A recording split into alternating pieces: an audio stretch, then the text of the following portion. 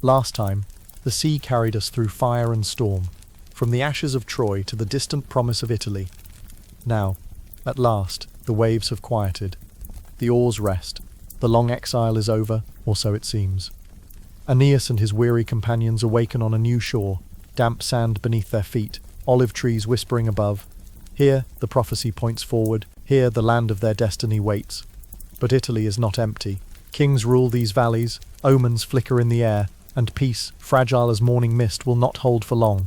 Tonight we'll walk beside Aeneas on his first morning in this strange land. We'll meet King Latinus and his daughter Lavinia, glimpse signs of hope, and the faint shimmer of trouble gathering at the edge of calm. So dim the lights, let the sound of fire or the hum of your room soften the world around you, and drift back to the shores where destiny first touched Italian soil.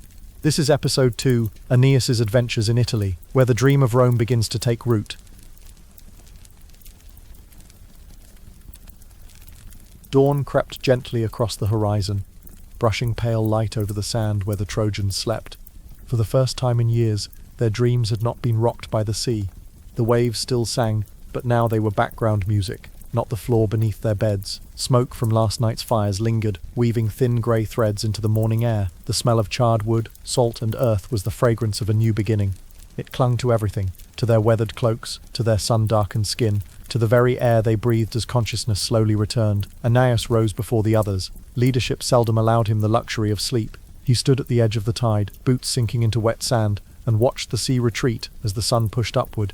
Behind him, his people still slumbered. Men curled near the embers of fires, mothers with children clutched tight to their sides, warriors with their hands resting on swords even in sleep. They looked vulnerable, almost fragile. Survivors of Troy, wanderers of the sea, conquerors of nothing yet but dreamers still. How many nights had he kept this vigil? How many dawns had he watched break over foreign shores, knowing his people would wake to ask if this land would finally be theirs? The answer had always been no. Not here. Not yet. Keep moving. But this morning felt different. The air carried a weight of arrival, of culmination. His bones knew it even before his mind could name it. He breathed in the air. It was different here.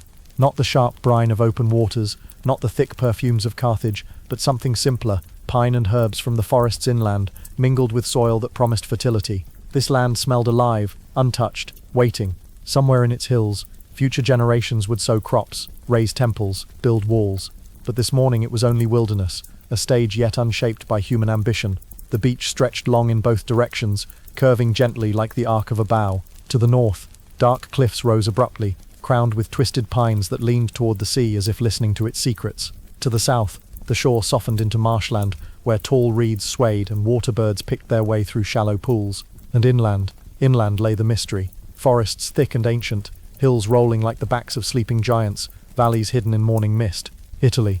The word felt strange in his mouth, both foreign and familiar, like a name half remembered from a dream. Slowly the others stirred. Warriors stretched aching limbs, groaning as muscles remembered their weight. Children awoke to chase seabirds along the water's edge, their laughter thin but true. Mothers gathered driftwood to rekindle flames for breakfast. The Trojans moved carefully, reverently, as though afraid that one careless gesture might wake the gods and undo their fragile claim to this shore. Old Notes was among the first to rise, his silver beard catching the morning light as he bent to coax life from yesterday's embers. His hands, gnarled as driftwood, worked with practiced patience, adding dried grass and small twigs until a flame caught hold. Others followed his example, and soon a dozen fires bloomed along the beach like small orange flowers. Women unpacked what provisions remained. Grain from Sicily, dried fish from Crete, honey from Buthrotum. Not much, but enough. It had to be enough. Young Ascanius emerged from his tent, rubbing sleep from his eyes. The boy was growing tall. Aeneas noticed, no longer the child who had clutched his hand as Troy burned, but something approaching manhood. His shoulders had broadened from rowing and hauling rope. His jaw was beginning to show the first shadows of a beard. How much had the boy lost? How much had he gained in the losing? Aeneas didn't have answers, only the hope that somewhere in this new land, Ascanius might finally know what it meant to live rather than merely survive. Aeneas gathered his captains, Actes.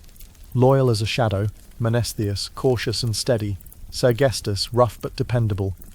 Together they walked a little inland, past dunes and grasses damp with dew. The land rose gradually into dark forests. Oaks and pines towered, their branches whispering in the breeze. Strange birds called from unseen perches. The forest smelled of resin, wild honey, and untamed soil. It was both welcoming and intimidating, a reminder that Italy was no empty canvas. It belonged already to gods, spirits and people not yet seen. Their footsteps were quiet on the carpet of fallen needles. Acot walked closest to Aeneas, as he always did, his eyes constantly scanning the shadows between trees. Years of wandering had taught them all caution. New shores often meant new dangers, hostile tribes, wild beasts, terrain that could swallow the unwary.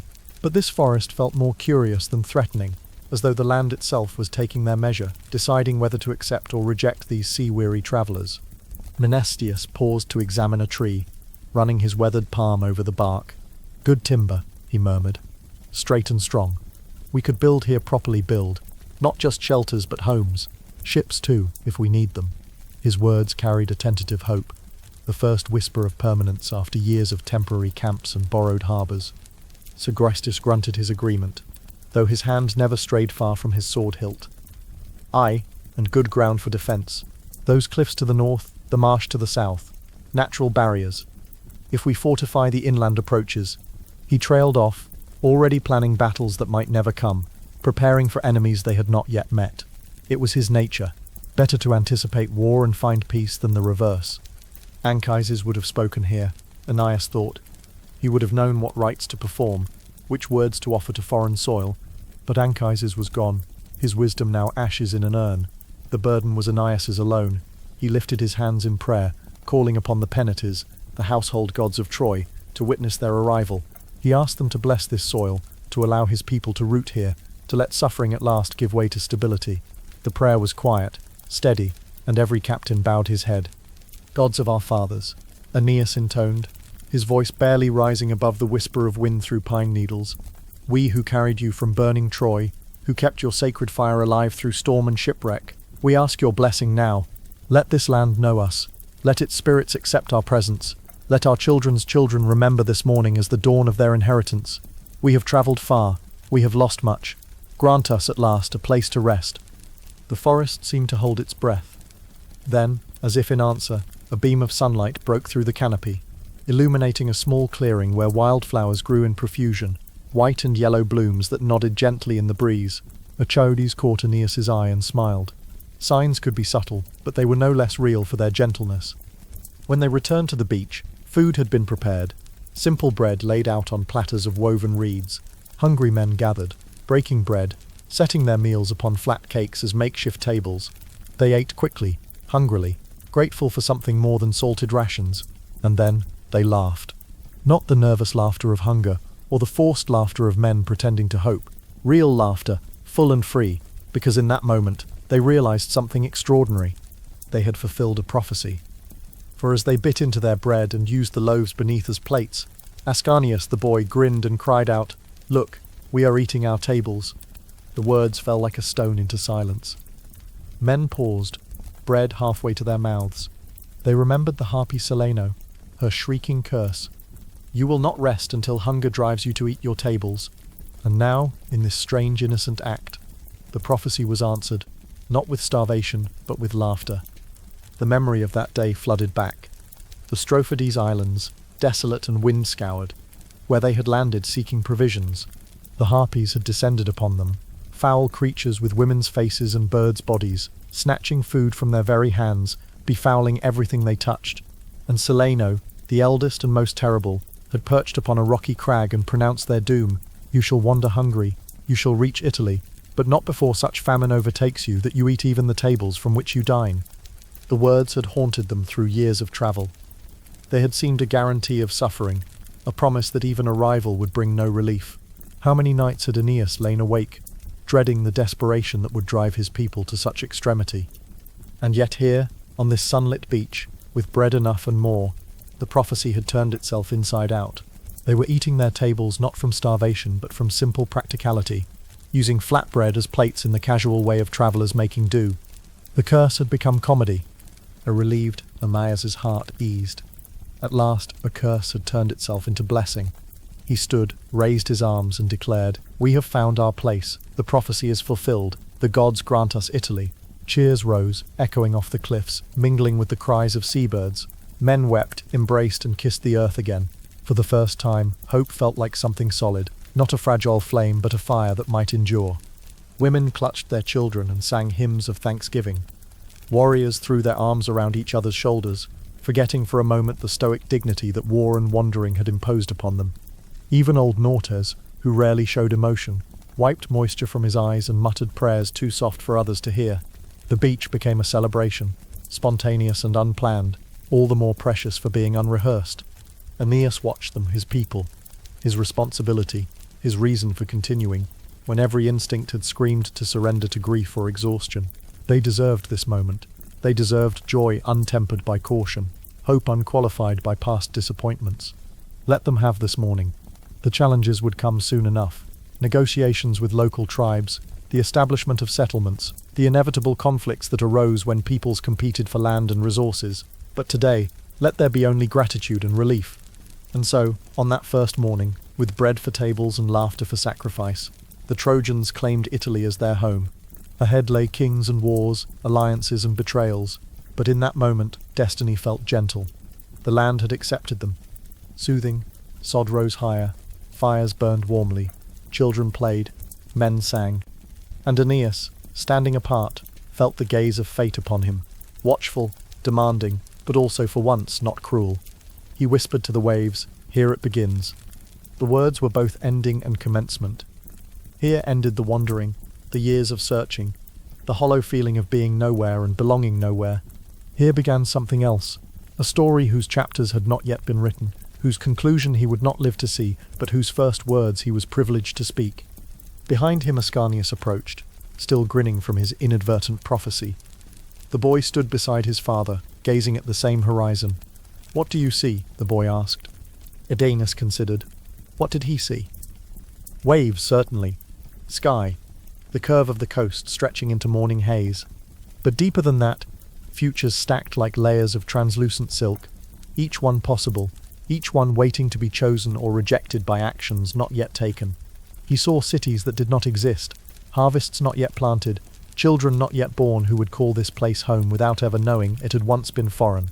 "I see tomorrow," Aeneas said finally. "And that's enough." The boy nodded, satisfied, and ran back to join his friends by the fires. Aeneas remained a moment longer, letting the morning wash over him, the salt air, the bird cries, the laughter of his people. Then he too turned inland, toward the forest, toward the future, toward whatever Italy held in store. The Trojans had arrived. The journey was over. The story was just beginning. Dawn returned with a warmth that felt almost merciful. The waves rolled in slowly, brushing the sand like the steady breathing of a giant asleep. Smoke rose in thin ribbons from the Trojans' campfires, and the smell of wood and salt mingled in the air. It was the kind of morning that promised nothing and everything. Quiet enough to let a man think, gentle enough to let him hope. Aeneas was already awake, sitting by the ashes of last night's fire, his cloak draped around his shoulders. He had slept little, not because of fear, but because of thought. The dream had come again, the same one that had haunted him since they left Carthage. A great city rising on 7 hills, a crimson banner unfurling to the wind, and his descendants standing beneath it as masters of the world. In the dream, he could hear voices, thousands of them, speaking in Latin, calling out names he didn't recognize yet. The vision was both exhilarating and terrifying, a glimpse of something vast that he would never live to see but was somehow responsible for creating. When he opened his eyes, the sea was calm, and gulls wheeled overhead like lazy omens. The men stirred, yawning and stretching, their armor clinking faintly as they moved. Some were mending torn sails, others sharpening weapons dulled by salt and time. A few gathered driftwood for the morning fires, their movements practiced and efficient, the routines of men who had been wanderers so long they could set up camp in their sleep. Ascanius emerged from his tent, rubbing his face, his hair wild from sleep. He'd grown another inch, it seemed, practically overnight. Soon he'd be taller than his father. The boy caught Aeneas's eye and offered a sleepy grin before wandering off to help with the fires. Watching him, Aeneas felt the familiar tug of protectiveness mixed with pride. The boy deserved roots, not this endless drifting from shore to shore. Today, Aeneas decided they would make contact with the people of this land, the Latins. He called for his closest companions, Acutes, his loyal friend since Troy, and Ilioneus, his spokesman. Acutes arrived first, as he always did, his weathered face creased with concern that he tried to hide behind casualness. Ilioneus followed, still fastening his cloak, his diplomat's mind already working through scenarios and strategies. "We'll go as guests," Aeneas said. "No swords drawn, no helmets. Let them see that we come for peace." Achates raised an eyebrow. "Peace," he said dryly. "That will be a refreshing experiment." Aeneas smiled faintly. "Let's hope it lasts longer than the last one." "Which last one?" Achates asked. "There have been so many." "Exactly my point," Aeneas replied. Ilioneus cleared his throat. "If we're going as suppliants, we should bring appropriate gifts. Not too rich, that suggests we're conquerors with spoils. Not too poor, that suggests we're beggars or pirates. Something that speaks of nobility in exile." "You've given this thought," Aeneas observed. "I've given everything thought since Troy fell," Ilioneus said quietly. "Thinking is what kept me alive." They selected the gifts carefully. Cloth dyed in Tyrian purple, a reminder of their time in Carthage, and a symbol of royal connection, a golden cup, one of the few treasures saved from Troy's flames, and a carved ivory scepter that had belonged to Priam himself. Each item told a story. "We were great once, we have suffered, we carry our dignity with us still." Soft tone. They set out across the countryside, walking through meadows and fields shimmering in the morning sun. Farmers paused their work to stare. The strangers' armor glinted like bronze fire among the green hills. And though the Trojan steps were weary, their bearing was noble, men who had known ruin and survived it. The land itself was beautiful, Aeneas noted. Rolling hills covered in wild grasses, olive groves scattered across gentle slopes, small streams cutting silver paths through green valleys, sheep grazed on distant hillsides, their bells tinkling faintly in the warm air. It was a peaceful land, a fertile land, the kind of place where families could grow old watching their grandchildren play, the kind of place Troy had been, once before the Greeks came with their wooden horse and their torches. They passed a farmer guiding an ox-drawn plough. The man stopped his work entirely, leaning on his plough handle to watch them pass. His face was weathered and honest, the face of someone who measured life in seasons and harvests rather than battles and treaties. Aeneas raised his hand in greeting. After a moment's hesitation, the farmer raised his in return. "They don't seem hostile," Ilioneus observed.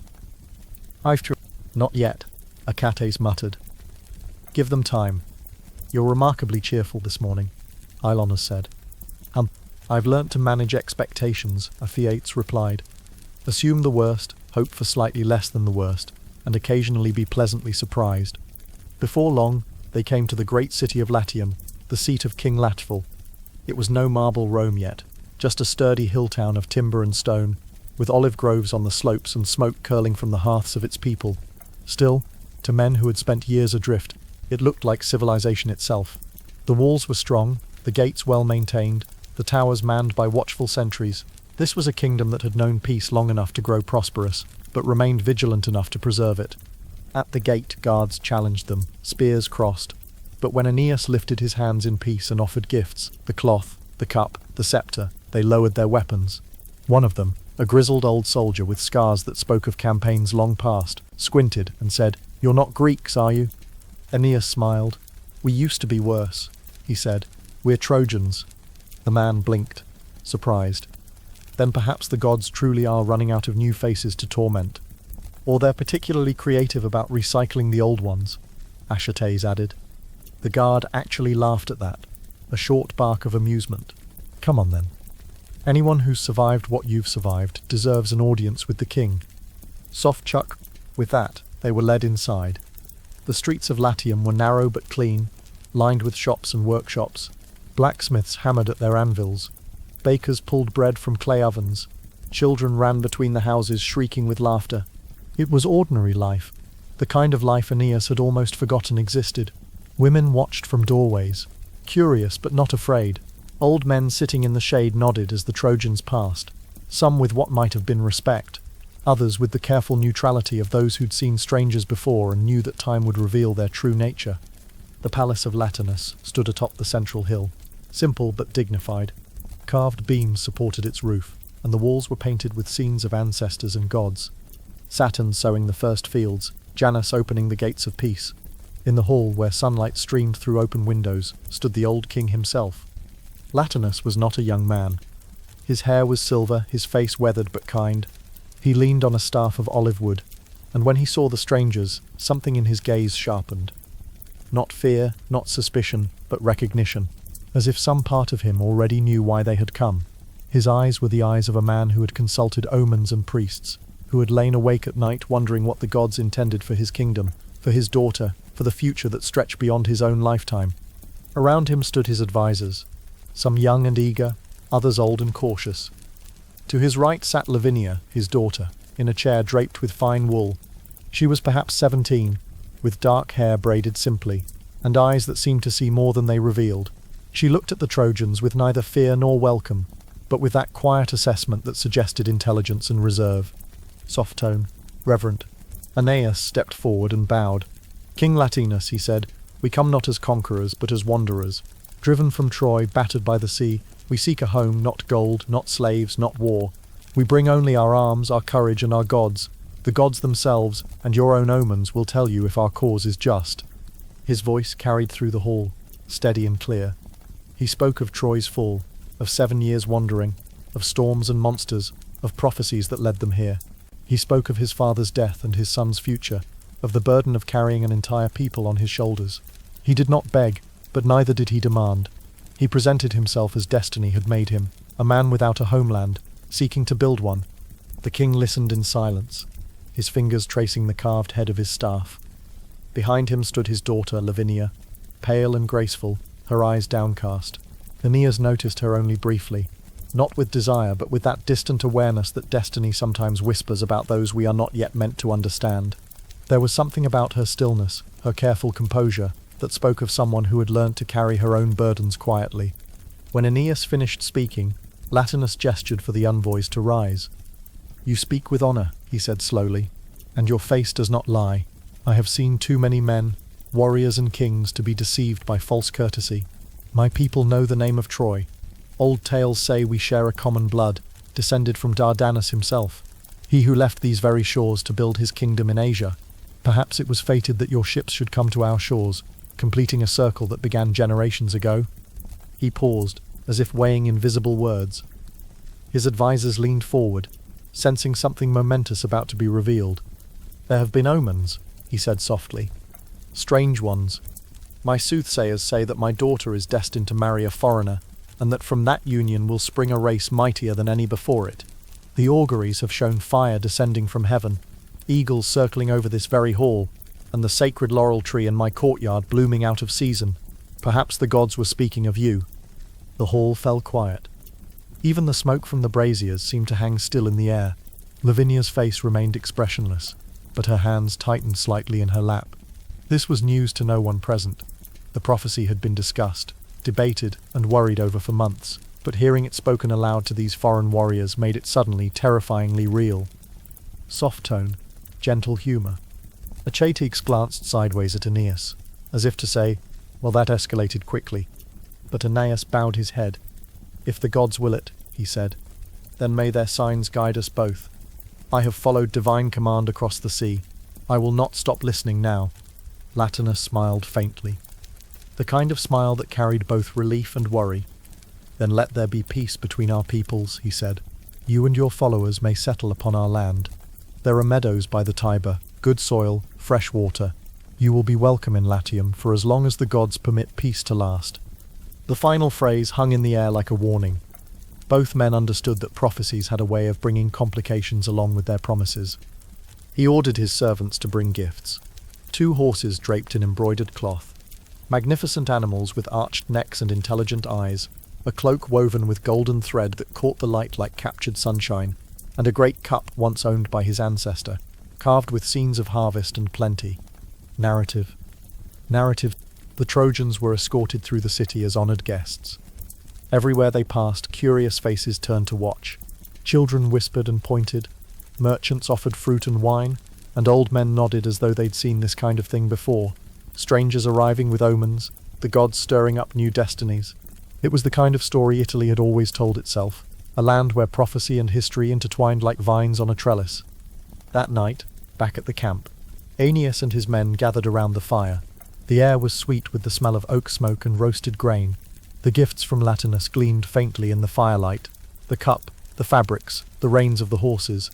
Men passed wineskins and told stories, their voices rising and falling with the rhythms of relief and anticipation. Aeneas lifted his cup and said, "To the end of wandering." Aeneas raised his own and smiled. "Let's not get ahead of ourselves. The gods rarely let me have a happy ending this early." The men laughed quietly, though a few crossed themselves for luck. They'd learned that optimism required careful management, that fate had a sense of irony, that nothing worth having came without a price. Still, Menesthius said, "It's something. A king who welcomes us. Land to settle. No one's tried to kill us in at least 3 days. A record," someone called out, and more laughter rippled through the group. But beneath the jokes there was genuine hope. These men had survived Troy's flames, storms that shattered ships, monsters that rose from the deep, and their own despair. If they could survive all that, perhaps they could survive peace as well. Soft tone. Later, when the laughter faded, Aeneas walked alone to the edge of the beach. The moon hung over the sea like a polished shield. He looked toward the hills of Latium, where the palace lights still burned faintly. Somewhere there, a king dreamed of omens, and a young woman prayed to the gods, unaware that her life had just been rewritten by fate. Or perhaps she was aware. Perhaps she lay awake staring at the ceiling, wondering what it meant to be the fulcrum on which the future would turn. For the first time, Aeneas felt the faint stirring of something he hadn't dared to name. Not hope, but belonging. The sense that his feet might finally stop wandering, that his son might grow old in one place, that the ships pulled up on the beach behind him might never need to sail again. He knelt and pressed his palm to the ground. "If this is truly the land the gods promised," he whispered, "then let it be the end of sorrow. Let my people know peace. Let Ascanius inherit something more than stories of ruin and flight." The waves answered in their slow, eternal rhythm. The campfires behind him hissed softly, the sound mingling with the wind. Somewhere in the darkness, a night bird called, and another answered. Soft tone, dreamlike. High above, in the still air, the gods watched and whispered. Some smiled, others frowned, for while men slept in peace, the threads of destiny were already tightening, and peace, in the world of Aeneas, was never meant to last. Juno stirred in her realm, her anger undiminished by time or distance. She saw the Trojans settling into Latium like seeds taking root, and she remembered Troy's towers falling, remembered her humiliation, remembered every slight and every wound. If fate decreed that Aeneas would found a race of conquerors, then she would ensure the founding cost him everything he loved. But Venus smiled, watching her son stand on the beach, his face turned toward a future he could barely imagine. She had guided him this far. She would guide him further through whatever trials came. And far away, in the shadows of the Latin hills, a young warrior named Turnus lay awake, his heart full of rage and confusion.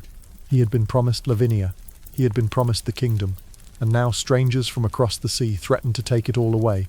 Tomorrow, he decided, he would ride to Latinal and demand answers. Tomorrow, everything would change. The night deepened, the fires burned lower, and destiny, patient and inexorable, moved forward like the tide covering everything, changing everything, drowning some and lifting others, but never ever stopping. The next morning, the city of Latium woke beneath a sky that shimmered like polished bronze. The air was heavy with the scent of laurel and dust, and the sound of bells drifted from the temples. It was a day of sacrifice, one of those solemn festivals where even the laziest citizens suddenly remember how pious they are. Shopkeepers closed their stalls early, draping them with white cloth.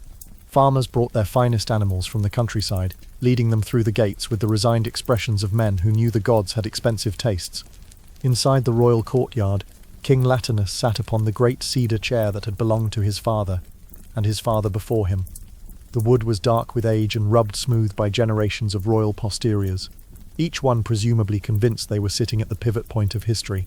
Around him, priests in white robes moved like slow ghosts, preparing the altars. They arranged offerings with the meticulous care of men who believed that the gods noticed when you put the wrong kind of grain in the wrong kind of bowl. Sheep bleated nervously in their pens, unaware that their spiritual contribution would soon be rather literal. The courtyard itself was a space designed for grandeur. Columns carved with scenes of ancient harvests supported a tiled roof. The floor was paved with river stones arranged in swirling patterns meant to suggest the movement of water or fate, or possibly just the artistic ambitions of a long-dead mason. At the center stood the great altar, built of white stone now stained with the accumulated offerings of decades, wine, oil, blood, incense, and the hopes of countless petitioners who'd asked the gods for things they probably shouldn't have wanted in the first place. Lavinia, the king's daughter, stood nearby, her hands clasped. She was quiet, almost too quiet, the sort of young woman poets later describe as radiant, though anyone who's met royalty knows that radiant usually means carefully bored. She wore a simple white chiton fastened at the shoulders with golden brooches shaped like bees, and her dark hair was bound in the style of unmarried girls, braided with ribbons that suggested both status and availability. A veil of fine linen covered her head, as was proper for young women participating in sacred rites. Still, there was something remarkable about her calmness. The people adored her for it. She listened to her father without argument, honored the gods, and smiled when politeness required it. She did not fidget, did not complain, did not gossip with the other court ladies who stood in clusters like flocks of decorative birds. She simply stood, composed and present, as though she'd learned early that attention could be dangerous and anonymity was a form of armor. She did not yet know that her life was about to become the hinge of a legend, though perhaps she sensed it, the way animals sense approaching storms. That morning, the augurs had whispered of strange signs in the sky. Birds flying in circles when they should have been migrating south. A wolf seen at the city gates at noon, thunder rolling from a clear horizon. But omens in Latium were like gossip, interesting but rarely actionable. Latium had lived long enough to know that the gods sent warnings the way fishermen cast nets, wide, vague, and often full of nonsense. If he'd panicked at every unusual bird formation, he would have spent his entire reign hiding under furniture. And yet, something in the air felt heavier that morning. The sky seemed too bright, the breeze too still. Even the most skeptical citizens felt it. A pressure behind their eyes, a prickling at the back of their necks, the sense that the world was holding its breath. Mothers held their children closer. Old soldiers checked their weapons without knowing why. The dogs in the street were restless, pacing and whining at shadows. The priests had slaughtered the morning's offerings with unusual care, examining each sheep's liver with the intensity of scholars reading holy texts. One liver had shown unusual markings, a dark spot shaped like a bird in flight, or possibly a sword, or possibly just a dark spot that desperate men wanted to mean something. The priests had argued about it in hushed, urgent whispers before finally agreeing that it signified change and significance, which was conveniently vague enough to cover nearly any eventuality. As the priests began the rites, Lavinia approached the altar to offer a handful of incense. The crowd pressed closer, respectfully but eagerly. Watching royal ceremonies was one of the few entertainments available in Latium, especially during festivals when the wine flowed freely, and everyone could later claim they'd witnessed something meaningful. The flames leapt eagerly, curling around the dry leaves. Lavinia's hands were steady as she sprinkled the incense into the sacred fire, her lips moving in silent prayer to Vesta, protector of hearths and homes. Then, as the crowd watched, something impossible happened. The fire changed color. Gold, then white, then a sharp, trembling blue that seemed to pulse with its own heartbeat. It seemed to reach for her, licking around her hair and veil like eager tongues, seeking something they recognized. The flames climbed higher, wrapping around her head like a crown, like a halo, like a warning. Gasps rippled through the courtyard. For an instant the girl stood crowned in light, her hair blazing like a torch, her face serene, untouched. The fire illuminated her features from within, making her look like something more than human, something carved from light itself. Then, just as suddenly, the fire drew back, leaving her unharmed. Not a single hair singed, not a thread of her veil blackened. Even the smell of smoke seemed to avoid her, as though the fire had been showing off rather than consuming. The priests dropped to their knees, their faces pale. Someone shouted that she was blessed by the gods. Someone else whispered that she was cursed, because in Italy, any miracle could be interpreted at least 5 different ways before breakfast, and by lunch, there'd be 7 competing theories and at least 3 angry letters to the Augurs Guild. A woman in the crowd burst into tears, though whether from joy or terror, even she probably couldn't have said. An old veteran muttered that he'd seen stranger things during the campaigns, but his hands shook as he made the sign against evil. Children stared with wide eyes, torn between fascination and the urge to hide behind their mother's skirts. King Latinus rose, gripping the arms of his chair so tightly his knuckles went white. His voice trembled when he finally spoke. "The sign is clear," he said. Though in truth, the sign was anything but clear. Her fate is bound to fire and to war. The murmurs grew louder, a rushing sound like wind through trees or waves on a distant shore. People pressed closer, then backed away, uncertain whether proximity to the chosen was blessing or danger. The augur, pale as chalk and sweating despite the cool morning air, nodded reluctantly. "The flame, O king, signifies a great destiny, but where there is fire, there is ruin. Her union, whoever it may be, will bring both glory and blood. The gods have marked her for greatness, but greatness is rarely gentle. It consumes as it creates, it destroys as it builds." He paused, choosing his next words carefully. "The blue flame is sacred to Juno, protector of marriages, but also to Venus, goddess of passion. When both goddesses take interest in a mortal's fate."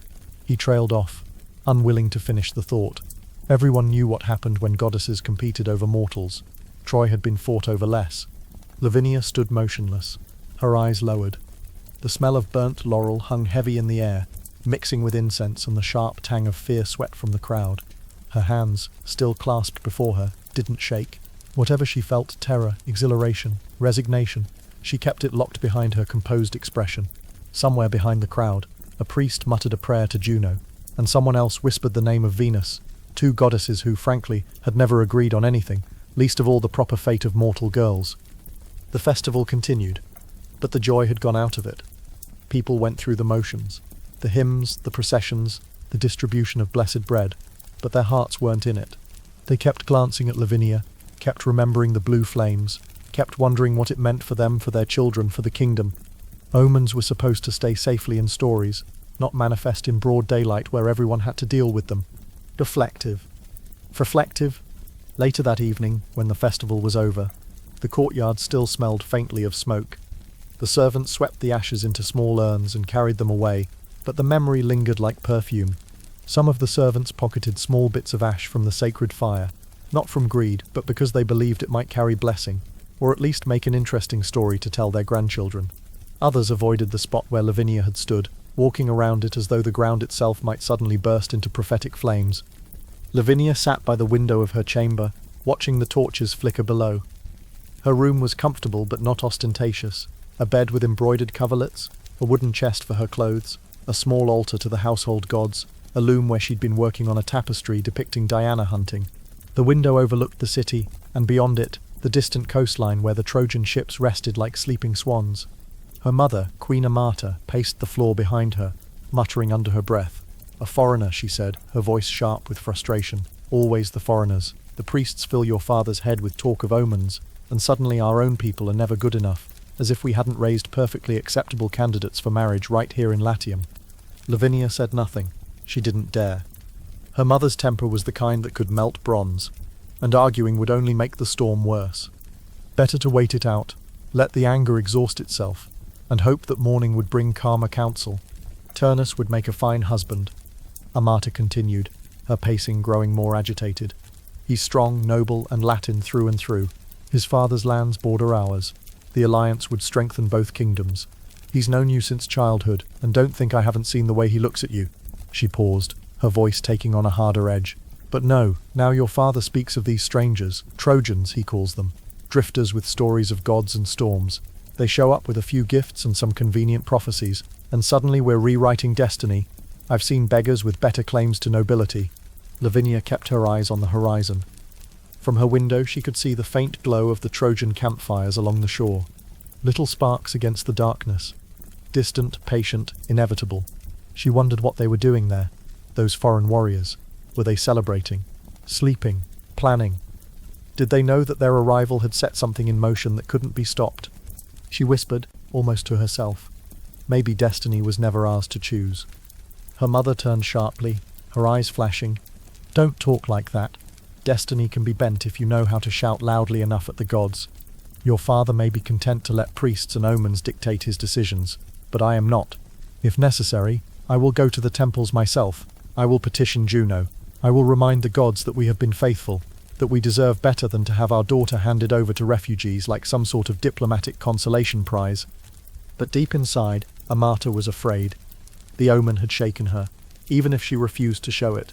She remembered the flash of blue flame, the smell of singed silk that hadn't actually been singed, the way the crowd had fallen silent as though all of Latium had forgotten how to breathe. It had looked divine. Yes, but divinity, in her experience, was rarely kind to mortals. Divine interest usually meant divine meddling, and divine meddling usually meant someone ended up dead, transformed into a tree, or married to a swan. None of these options seemed appealing for her daughter. Soft tone.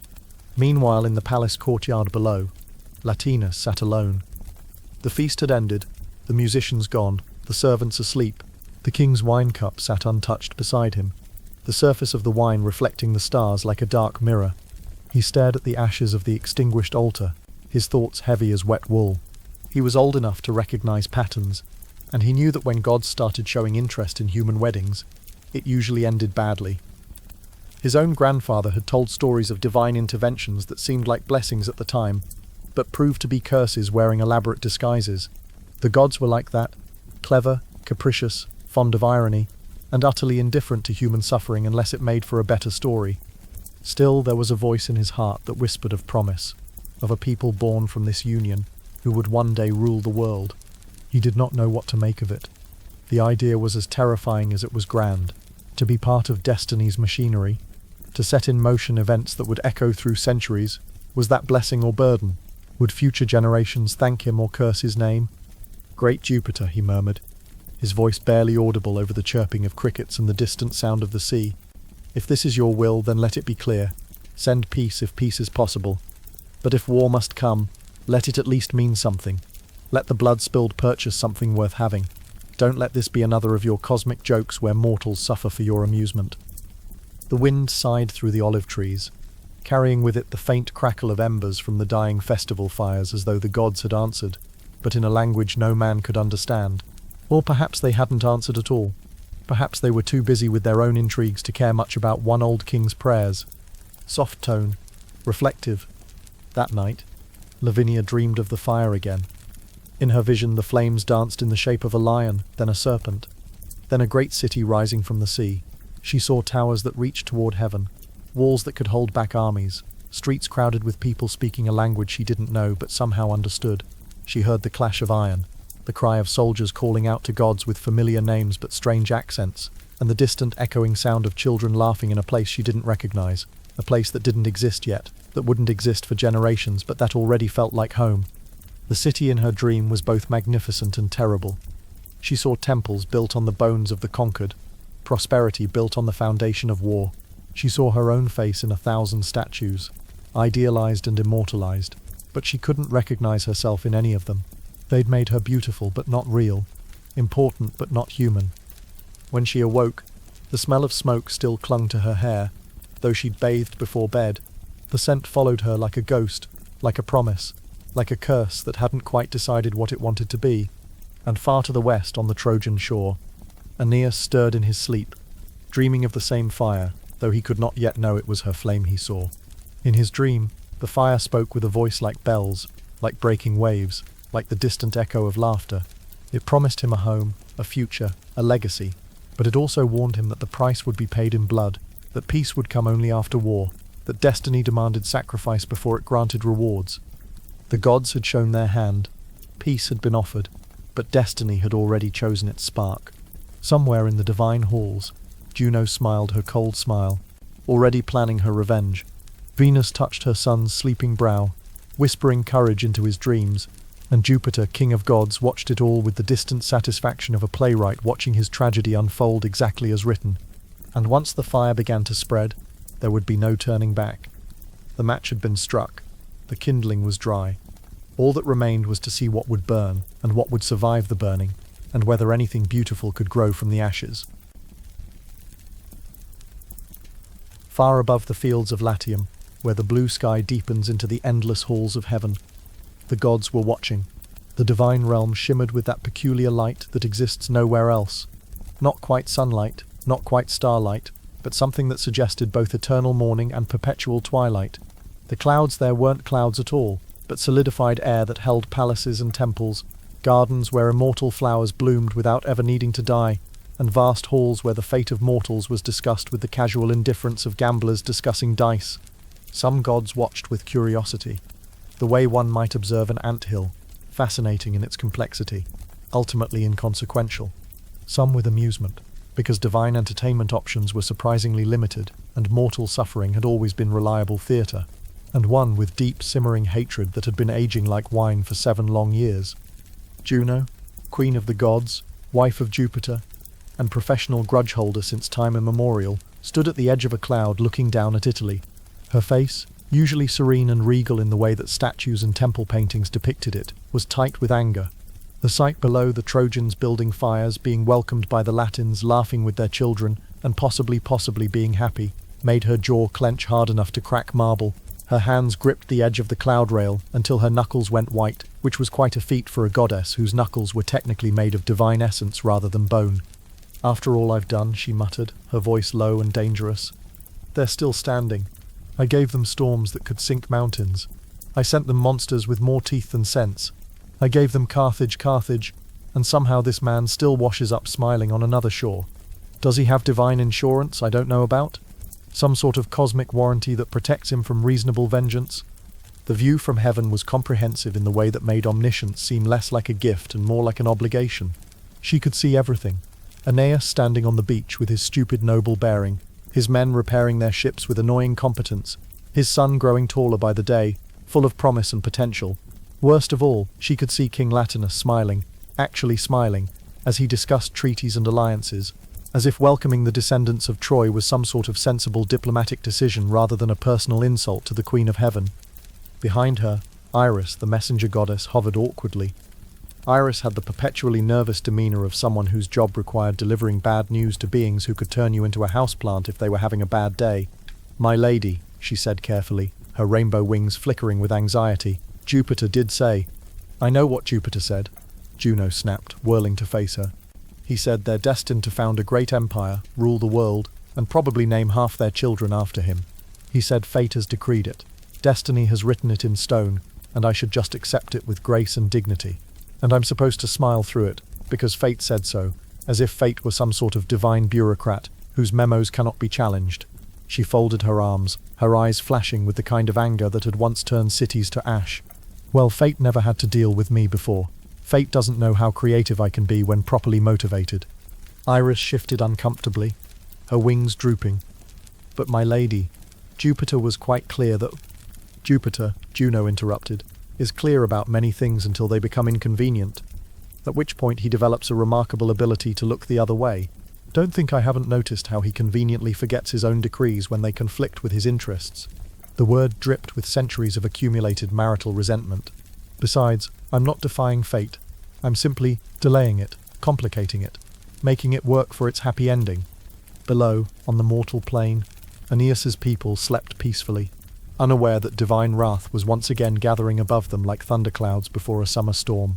Their fires burned low, their children dreamed innocent dreams, and their future hung suspended between peace and catastrophe, like a drop of water trembling at the edge of a leaf. Juno turned from the cloud's edge and began pacing. Her footsteps made no sound. Gods rarely bothered with unnecessary physics, but the air around her crackled with barely suppressed fury. "If I can't strike the man himself," she said, her voice taking on the calculating tone of someone working through a particularly satisfying revenge plan, "I can strike the peace he's found. Let him choke on the ashes of his new homeland before it's even born. Let him learn that destiny might promise him a kingdom, but it doesn't promise him an easy path to it." She paused, considering. Jupiter said the Trojans would found an empire. He didn't say when. He didn't say they'd do it peacefully. He didn't say Aeneas would live to see it. There's plenty of room in fate's grand design for war, suffering, and a truly impressive body count. From the shadows behind her came a faint hiss. Not of fear, but of anticipation. The sound of something ancient and coiled. Something that had been waiting in darkness for exactly this kind of summons. The temperature in heaven's halls dropped several degrees, and even Iris backed away, her wings folding tight against her back. "Alecto," Juno called, and from the gloom slithered a figure both woman and nightmare. One of the Furies, those grim spirits who fed on rage and despair. The Furies were old, far older than most of the pretty Olympians with their temples and their worshippers. They predated civilization, predated law, predated even the concept of justice. They were the embodiment of vengeance itself, and they were very, very good at their job.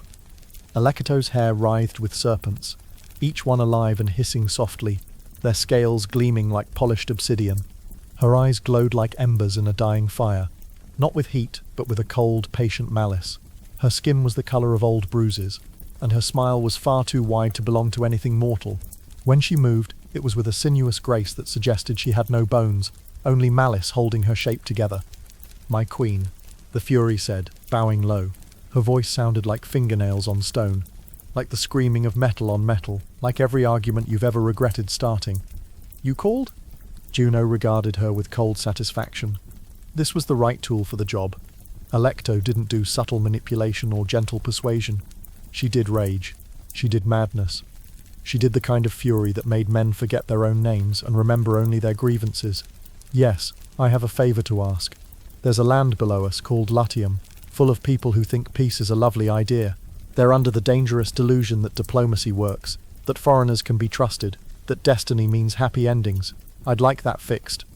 Alecto's grin widened, revealing teeth that were just slightly too sharp. "You wish me to persuade them otherwise?" "Precisely. Stir their hearts, twist their dreams, make them see enemies where they once saw guests.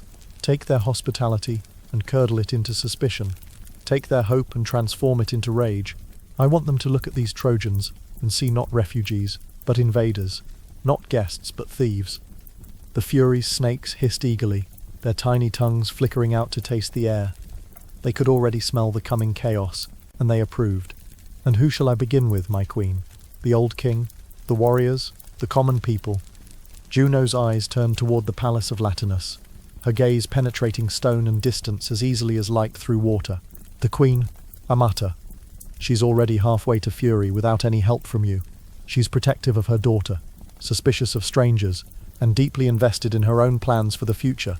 All you need to do is take those seeds of anxiety and water them until they bloom into full madness. Whisper in her ear. Make her loathe these Trojans as much as I do. Let her scream her objections until the whole kingdom has no choice but to listen." Alecto bowed, her shadow rippling like smoke over water. "It will be done, my queen. By the time I'm finished, Latium will burn with such beautiful fury."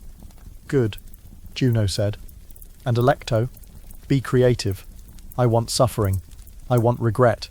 I want Aeneas to achieve his destiny while standing in a field of his own dead. Let fate have its empire, but let it be built on ashes." The Fury's smile was terrifying in its genuine joy. "As you command." And with that, the Fury dropped from the clouds like a falling star, silent, swift, and venomous. She plummeted through layers of sky, through the realm where eagles flew and clouds formed, through the warm air where birds sang their oblivious songs, down into the mortal world where anger waited like dry kindling for her spark.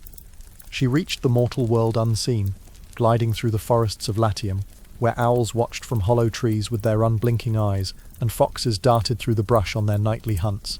Her passage left no footprints. Fury rarely does, only the faint scent of iron and smoke, the smell of battlefields not yet born. Animals sensed her presence and went still. Trees leaned away from her path. Even the wind seemed reluctant to touch her. She moved through the sleeping city like poison through veins, invisible but effective. The guards on the walls shivered without knowing why. The dogs chained in courtyards whimpered and pressed themselves against walls. The very stones of Latium seemed to hold their breath as she passed. In the royal chambers, Queen Amata tossed in uneasy sleep. The same dream kept replaying, flames, voices, and her daughter Lavinia crowned in light but also somehow drowning in it. Her heart raced, her thoughts tangled into knots of worry and resentment. She'd been dreaming of Turnus, the young prince she'd chosen for her daughter, dreaming of the wedding that should have been, the alliance that made sense, the future she'd carefully planned. That was when Alecto appeared. She did not appear to the queen. Not in any way a human would recognize. No dramatic manifestation, no visible form. Instead she appeared inside her, a whisper, a thought, a hot coil of anger curling gently around the heart, like a snake settling in for a long stay. "She will not be happy," the voice murmured, soft as silk and poisonous as hemlock. "Your daughter, not with the foreigner. How could she be? He knows nothing of her people, her customs, her language. He'll take her from everything she knows." Amata's brow furrowed in her sleep. No, she must not be. "He will take her away," whispered Aletwaku, her words sliding into the spaces between heartbeats. "He will bring war, not peace. You know this. You've always known this. The omens don't promise blessing. They promise fire, and fire destroys." "Yes," Amata whispered aloud, still sleeping, but speaking now, her hands clenching in the bedsheets. "Yes, I do know." Alecto's voice grew warmer, more intimate, like a friend offering comfort. "Turnus loves her. He's worthy. He's one of your own people. Lavinia would be happy with him, But your husband listens to priests instead of sense, to foreigners instead of family. He's betraying you both." The queen's breathing quickened. "Betraying us? You must stop him," Alecto whispered. "You must save your daughter, whatever it takes." And just like that, the fury bloomed. Amata's heart, which had been anxious, became fire. Her worry transformed into rage. Her concern became certainty. She rose from her bed, her eyes bright and unfocused, her hands trembling not with fear but with righteous anger. She began to mutter prayers, though they came out more like threats, more like curses, her voice rising until servants in distant hallways woke and wondered who was shouting. She burst from her chambers in her nightclothes, her hair wild, her voice echoing through the palace corridors. "He will not have her. The foreigner will not have my daughter. I will see us all dead first." Servants scrambled out of her way. Guards exchanged worried glances, but didn't dare stop her. By morning, the infection had spread. Amata had gathered her supporters, had sent urgent messages to Turnus, had begun spreading the word that the king was mad, the omens were false, the Trojans were dangerous, and people listened. Because fury, like fire, spreads fastest when there's dry wood waiting. Alecto's work was patient and deliberate. She did not create rage from nothing. That would be too obvious, too easily dismissed as madness. Instead, she merely uncovered it, found the seeds that already existed in human hearts, and watered them until they burst into poisonous bloom. Among the shepherds in the hills, she whispered of stolen land. "They say the foreigners need territory. Who do you think they'll take it from? You, that's who. Your fields, your pastures, your children's inheritance." Among the warriors, she stirred pride. "They say these Trojans are great fighters, better than you apparently. Your king thinks so highly of them, he's giving them his daughter. What does that make you? Second-rate? Replaceable?" Even the animals grew restless. Hounds barking through the night at shadows that weren't there, horses stamping in their stalls, cows refusing to be milked. The land itself seemed to sense the coming storm. Finally, she came to Turnus, prince of the Retelling, young, bold, handsome, and far too confident for his own good. He slept soundly in his war camp, surrounded by his men, dreaming of battles he had yet to fight and glories he had yet to win. He was the kind of young man who assumed the world would arrange itself according to his desires, because so far it mostly had. Alecto leaned close and hissed directly into his ear. "They say you've been replaced." Turnus stirred but did not wake, his hand twitching toward his sword. "The foreigner," she went on, her voice soft as venom and twice as deadly. "The one they call Aeneas, shipwrecked, homeless, defeated. Your king has promised him Lavinia, the girl who was meant to be yours, the kingdom that should have been yours. Everything you were promised handed to a stranger because he told a good story about gods and destiny." Turnus's jaw tightened in his sleep. His dreams shifted, showing him Lavinia's face, then another man's hand reaching for her. Alecto smiled, enjoying her work. "Will you let him steal her from you? Let him rule your people? Your name forgotten? Your honor stolen by some shipwrecked wanderer who showed up with nothing but excuses and omens? What will the other princes say? What will your warriors think? That Turnus was too weak to keep what was his?" The young man woke with a start, his hand instinctively going to the spear beside his bed. The dream still clung to him like smoke, like fury, like a promise of violence. His heart pounded in his chest, and every muscle tensed for battle. He rose, his face flushed with anger, his breathing harsh. "No one steals from Turnus," he muttered, his voice low and dangerous. "No one." He called for his armor, his weapons, his captains. Dawn hadn't even broken yet, but he was already planning war. And far away, Alecto smiled with genuine satisfaction before dissolving into mist, her work complete. By the next dawn, the quiet hills of Latium were no longer so peaceful. Rumors spread faster than the wind of Trojans plotting invasion, of kings deceived by foreign trickery, of omens misunderstood or deliberately misread. Words turned to shouts, shouts to oaths, and oaths to sharpened steel. Blacksmiths who had been making plowshares suddenly found themselves making spears. Farmers who had been discussing harvests were suddenly discussing strategy. The gods, from their shining heights, looked down and saw men turning against men once again. It was an old story, one they'd watched countless times before. Venus sighed, recognizing Juno's handiwork, knowing her son would suffer for it. Neptune shook his head, remembering his own grudges against Troy but finding this particular revenge excessive, even by divine standards. Jupiter said nothing, because even he knew that when Juno's fury had been unleashed, it was better to wait until it burned itself out. Trying to stop it would only make it worse. And down below, in a valley veiled in morning mist, Aeneas slept uneasily. His dreams were troubled by images of fire and blood, of friendships broken and promises betrayed. He dreamed of a war he didn't want and couldn't avoid, of men dying for reasons they didn't understand, of destiny demanding its price in pain. He woke with a start, just as the sun touched the horizon, his heart heavy with dread he couldn't name. Around him, his men still slept, unaware that while they had dreamed of peace, the first sparks of war had already been lit.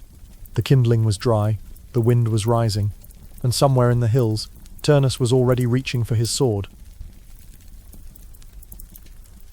Morning returned to Latium like nothing had changed. The sun rose over familiar hills, casting long shadows across fields that had known peace for generations. Farmers led their oxen to the fields, their hands moving through routines learned from their fathers.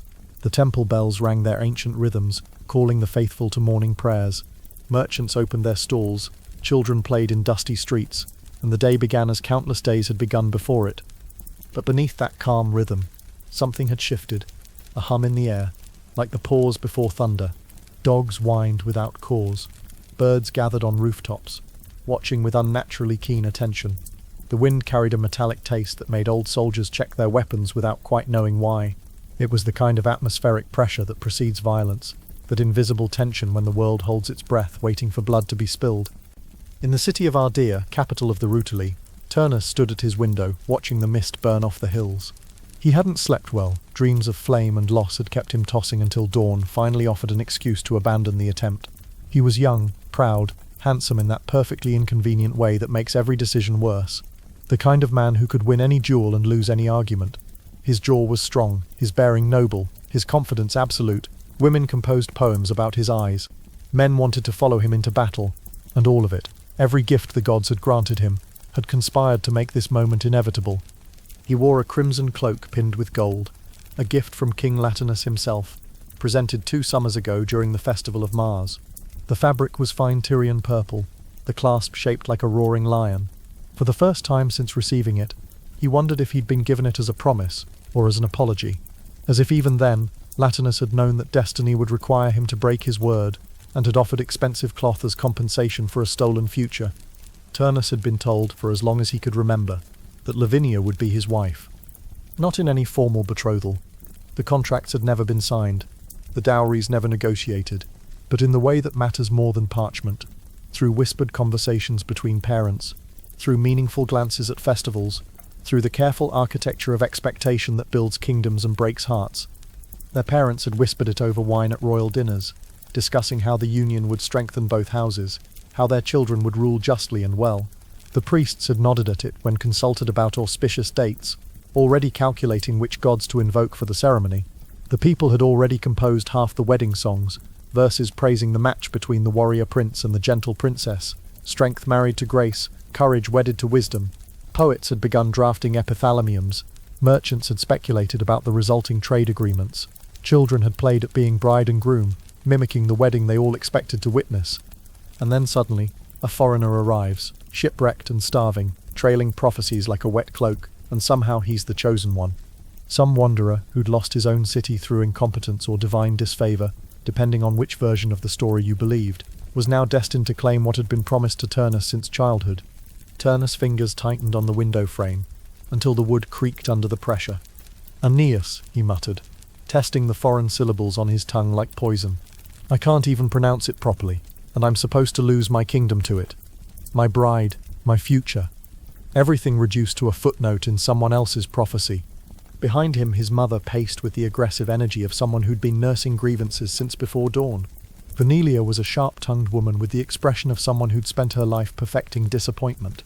She'd been a river nymph once, before marrying into mortal nobility, and sometimes when she was particularly angry, her eyes still held that cold aquatic gleam that made servants nervous. "You see," she said, her voice cutting through his thoughts like a blade through silk. "I told you this would happen. I warned your father. May the gods rest his foolish soul."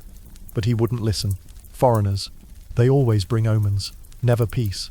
Pretty words about destiny and divine will. and suddenly sensible people start making catastrophically stupid decisions. Your grandfather should have built a wall instead of a temple, should have invested in border security instead of diplomatic hospitality. Turnus smiled faintly, despite himself. If the gods want a war, they could just write me a letter. Save us all the dramatic irony. But the laughter didn't last long. It died in his throat like smoke in rain, leaving only the bitter residue of anger and wounded pride. When Alecto's whisper reached him again, and it did, because a Fury's work is never truly finished until blood has been spilled, it felt less like a voice and more like a memory, like something he'd always known but had been too polite to acknowledge. A hot wind in the back of his mind, fanning embers that were already there, that had been smouldering since the moment he'd heard about these so-called Trojans and their convenient prophecies. "She was promised to you?" it murmured, the words sliding between his thoughts like oil on water. "Yes," Turnus whispered, his hand unconsciously moving to rest on his sword hilt. "They stole her." "Yes," his jaw clenched. "They stole your honor, your birthright, everything you've earned." And that last one, that word, was the spark that ignited everything. Honor was the one thing Turnus would bleed for. Wealth could be replaced, land reconquered, even kingdoms rebuilt. But honor, once lost, it was gone forever. And a man without honor was just meat walking around pretending to matter. His entire identity was built on being worthy of respect, of command, of Lavinia. To lose that was to lose himself. He strapped on his armor with the methodical precision of ritual. It gleamed like polished flame in the morning light. Each piece a masterwork of the armorer's craft. Bronze plates embossed with scenes of his ancestors' victories. Leather straps dyed the deep red of arterial blood. A helmet crowned with horsehair the color of sunset. Servants rushed to his side, fitting greaves, tightening straps, checking each buckle and joint, though he barely registered their presence. His focus had narrowed to a single point, the insult that needed answering, the challenge that required response. The moment he placed his helmet on his head, it was as if the world narrowed. There was only him, his pride, and the injustice that had been committed. Everything else fell away, his mother's warnings, his own half-formed doubts about whether this was truly necessary, the small voice in his head, suggesting that perhaps the gods really had chosen differently. All of it dissolved in the white heat of righteous fury. In truth, Turnus wasn't a villain, not in the way that word suggests. No casual cruelty, no delight in suffering, no malice toward the innocent. He simply couldn't imagine a universe where destiny belonged to someone else. His entire life had prepared him to be exceptional, to be chosen, to matter. And now the cosmos was casually informing him that he'd been preparing for the wrong story, that he was actually a supporting character in someone else's epic. It was frankly unbearable. He rode out to the training fields where his men were already sparring, their movements practiced and precise. These were soldiers who'd grown up with him, who'd hunted boar in the forests as boys, who'd learnt to fight in the same dusty practice yard. They cheered when they saw him. Turnus was the kind of leader who inspired easily, the kind who believed his own courage could keep everyone safe, the kind of commander who led from the front because he genuinely couldn't imagine asking others to take risks he wouldn't. He raised his spear, the sunlight catching its tip and throwing brilliant reflections across the assembled warriors. The weapon was a gift from Mars himself, or so the priests claimed. Whether that was literal truth or poetic exaggeration, none could say, but it had never failed him in battle. "My friends," he said, his voice carrying across the field with the natural authority of someone born to command, "you've heard the news. Our king has welcomed strangers, men who call themselves Trojans, survivors of a fallen city. He gives them land that our ancestors bled to defend, food from our stores, friendship from our hearts, and now he offers them our princess, the daughter of Latium, the future of our blood, the woman who represents everything we are and might become." The men growled, a low rumble of discontent moving through the ranks like an earthquake's first tremor. Hands tightened on weapon grips, jaws set in determination. Turnus went on, his voice steady, almost too calm, the dangerous quiet of absolute certainty. "I say enough. We have fought for this soil since our fathers were born, since their fathers cleared these forests and built these walls. We've defended it against raiders from the coast, bandits from the mountains, and ambitious neighbors from every direction. And now a foreigner, who arrived yesterday with nothing but excuses and a convenient prophecy, claims the gods sent him to rule us." He paused, letting the absurdity of it sink in. "Either I'm blind, or that's the most suspiciously convenient prophecy I've ever heard." A few men laughed quietly, dark and bitter. Others spat into the dust, the ancient gesture of contempt that needed no translation. They say fate decreed it, Turnus continued, his voice rising now, building towards something terrible and inevitable. They say omens and auguries and divine will require us to step aside and let these shipwrecked refugees take what's ours. Well, let them keep their omens. Let them have their prophecies and their signs in the sky and their conveniently interpreted dreams. He lifted his spear higher, and the morning sun made it look like a bar of solid light. We have swords, we have shields, we have courage and righteous anger, and the gods of our own soil watching over us. And I say that's enough. The soldiers roared their approval, slamming their spears against their shields in rhythm, the sound rolling across the hills like martial thunder. The noise was tremendous, primal, the sound of civilized men remembering they were also animals who could kill. For a brief moment even the wind seemed to tremble, and birds launched themselves from nearby trees in panicked flight. From the hillside beyond, concealed in shadow and mist, Alecto watched with the satisfaction of an artist admiring her masterwork. Her serpent hair coiled contentedly, hissing soft approval. Her work was nearly done. The spark had become flame. Soon it would become wildfire. Soon it would become war. She'd done this 1,000 times before, in 100 different kingdoms, and it never got old. The ease with which men could be turned against each other, how little it took to transform neighbors into enemies, how fragile peace really was when tested by pride and fear. It was almost disappointing how simple it was. Almost. Back in the city of Latium, King Latinus sat alone in his hall, listening to the distant echo of marching feet. The sound reached him faintly, carried on the wind like a bad omen that didn't have the courtesy to pretend it was anything else. He felt the tremor of fate approaching, though he could not yet see its shape clearly. It was like watching storm clouds gather on the horizon, knowing the lightning would come but not knowing where it would strike. His advisors had begged him to act earlier in the morning, crowding into his chambers before he'd finished dressing. Their voices urgent and competing. Some wanted him to forbid the war outright, to command both sides to stand down. Others urged him to choose a side, to commit decisively to either the Trojans or the Retelling. A few suggested exile for Aeneas. Just send him away, let him be someone else's prophesied problem. One particularly nervous counsellor had proposed simply pretending none of this was happening and hoping it would resolve itself, which Latinus had almost admired for its creative cowardice. But he knew with the weary certainty of a man who'd ruled long enough to understand the limitations of royal power, that men who believe they're serving destiny can't be reasoned with. Logic doesn't work on faith. Diplomacy is useless against perceived divine mandate. You can't negotiate with someone who thinks the gods are on their side. He closed his eyes and whispered to the empty hall, to the painted ancestors on the walls, to whatever gods might be listening. So this is how the gods fulfill their promises, with blood and ash and broken hearts, with war disguised as destiny. I should have known.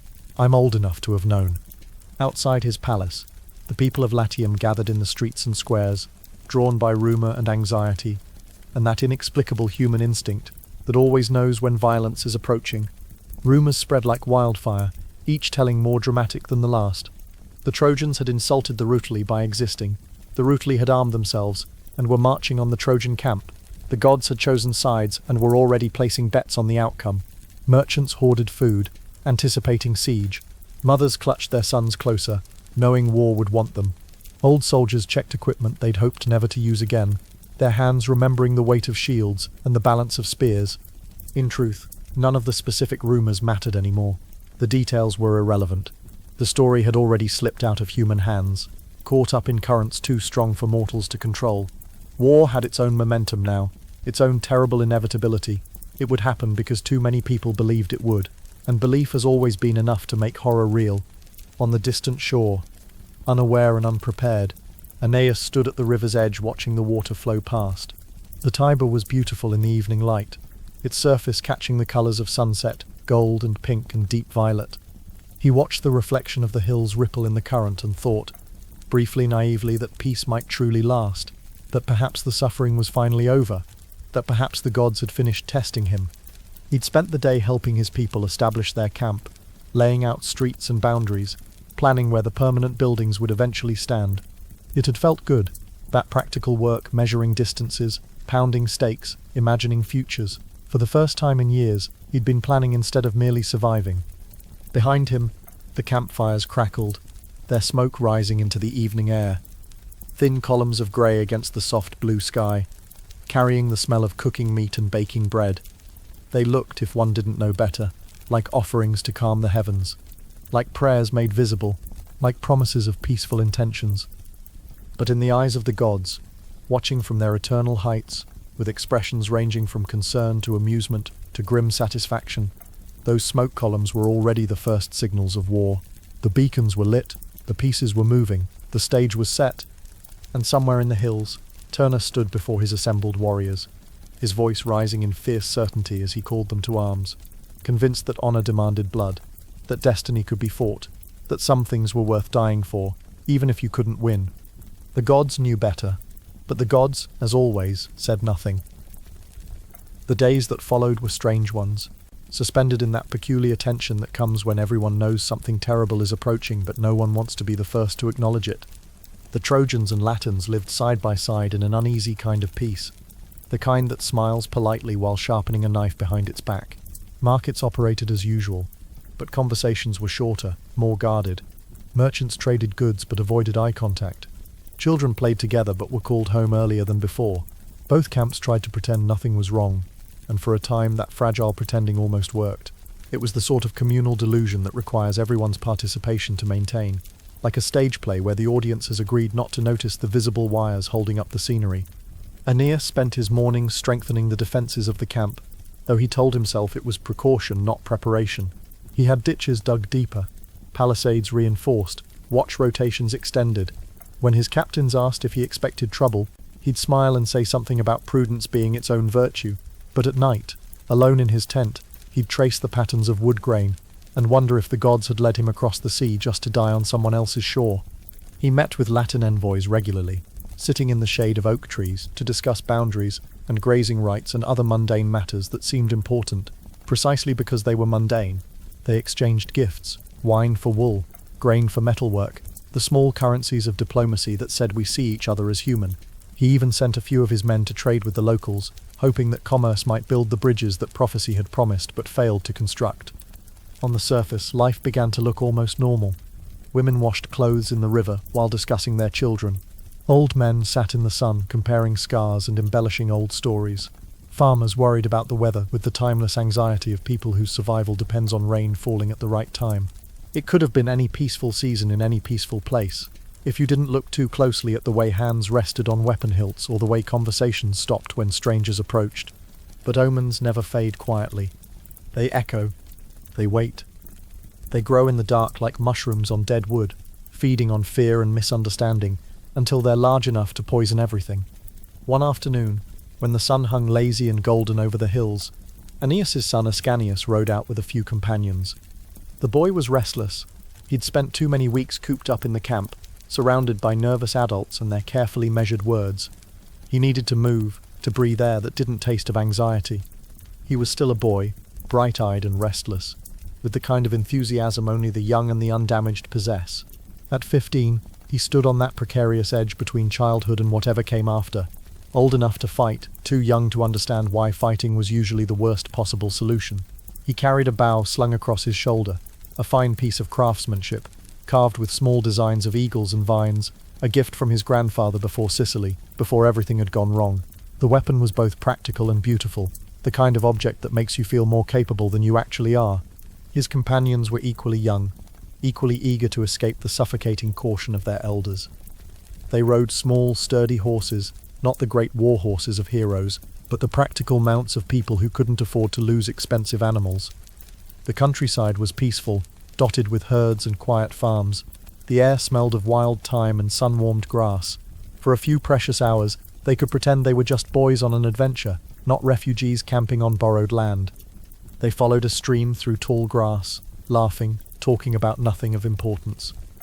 One boy was describing a girl he'd seen in the market, his exaggerations growing more elaborate with each retelling.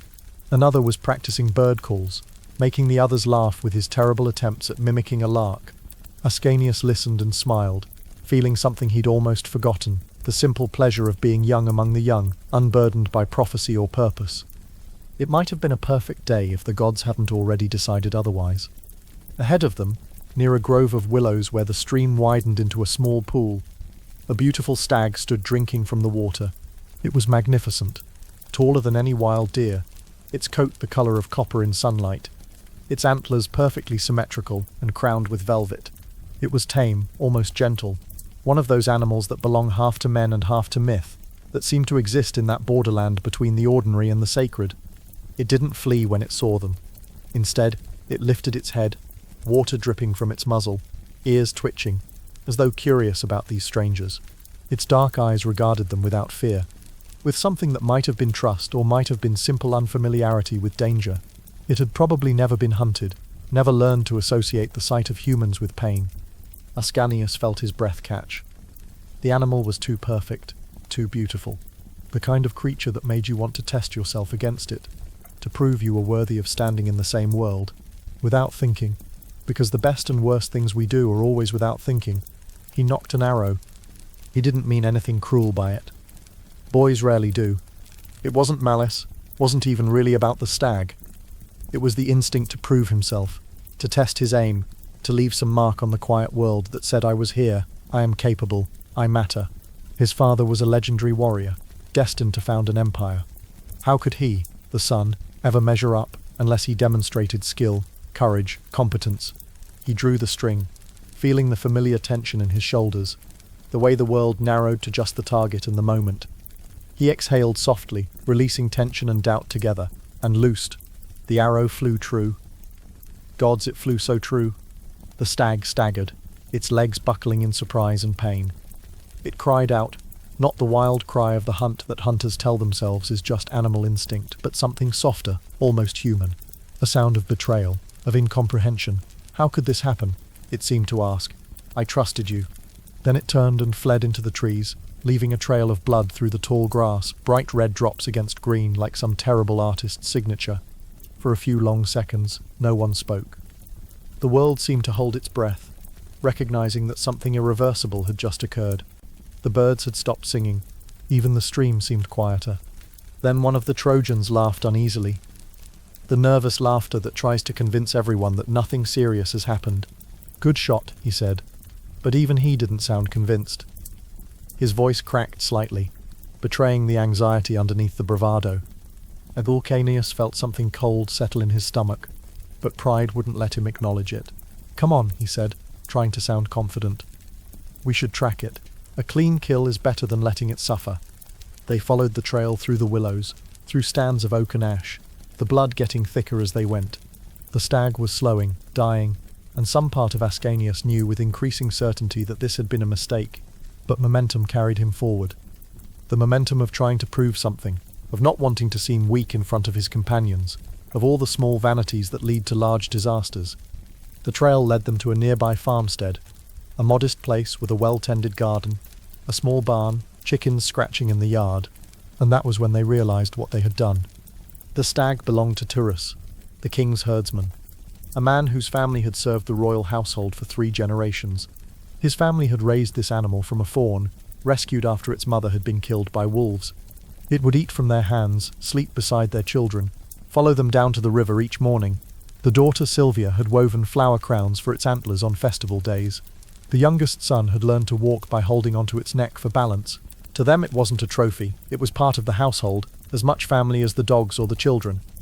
When the wounded animal collapsed in the yard, its side dark with blood, its breathing laboured and wet, Sylvia let out a scream that split the quiet air. It was a sound of pure grief, the kind that comes from the heart before the mind can shape it into words. She ran to the dying creature, dropping to her knees beside it, her hands trying futilely to stop the bleeding. Her brothers rushed outside with spears and axes, their faces transforming from confusion to rage in the space of seconds.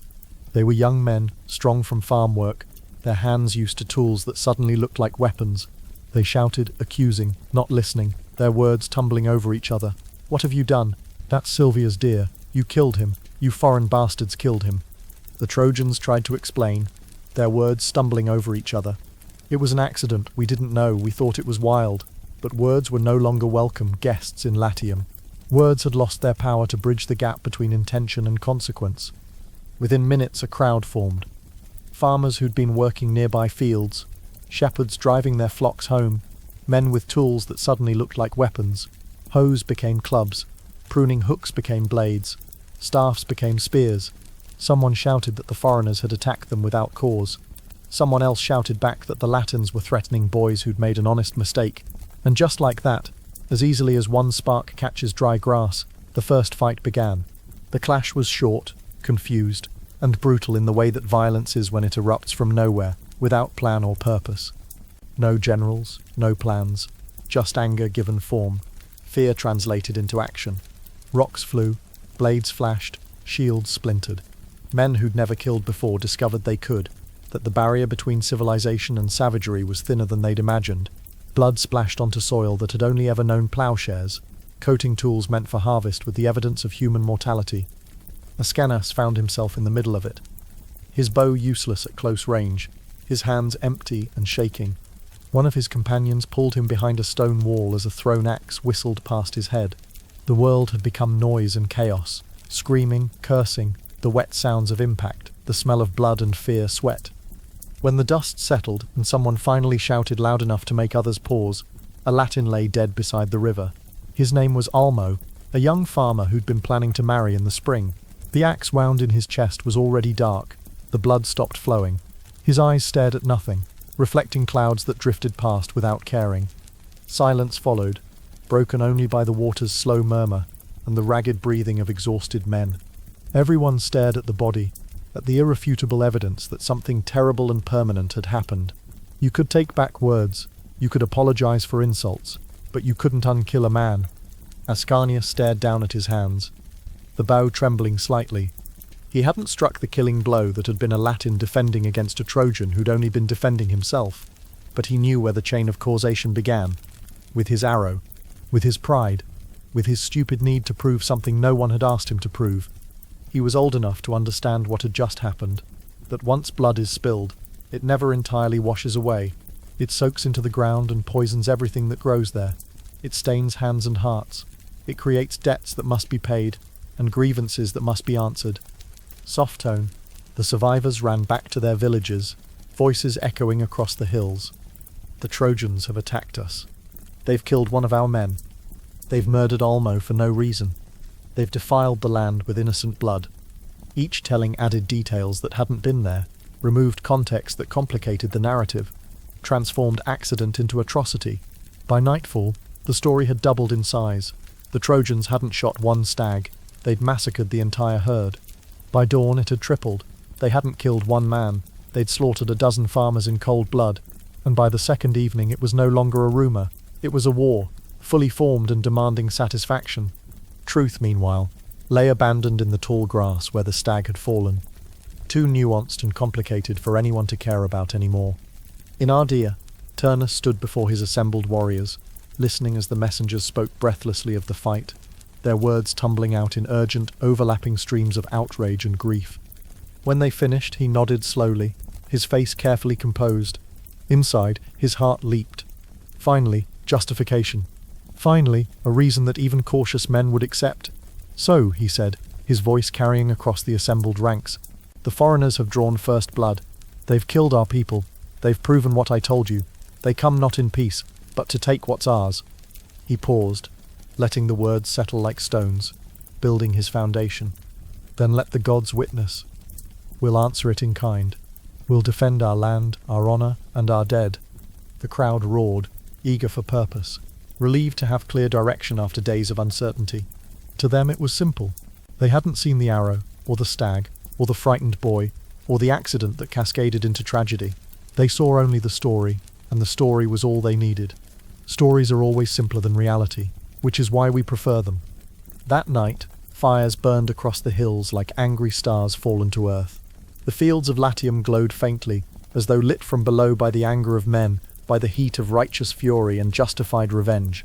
Forgers worked through darkness, turning plowshares back into swords. Women prepared provisions for campaigns, their faces tight with worry.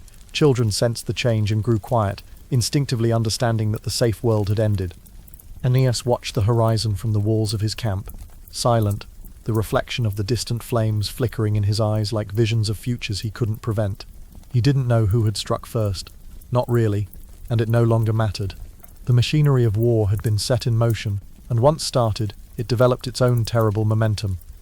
Because in the world of mortals, peace doesn't end with trumpets or drums, with declarations or formal challenges. It ends with one frightened boy, one arrow loosed without thinking, and a single cry that no one meant to cause but everyone would spend years trying to avenge. The first blood had been spilled, and the gods, watching from above with expressions ranging from satisfaction to sorrow, leaned forward to see how far it would flow, knowing the answer already, having written this story before in 1,000 different places, always ending the same way. Below, men sharpened their weapons and told themselves they were righteous. And perhaps they were. Perhaps they all were. That was the tragedy.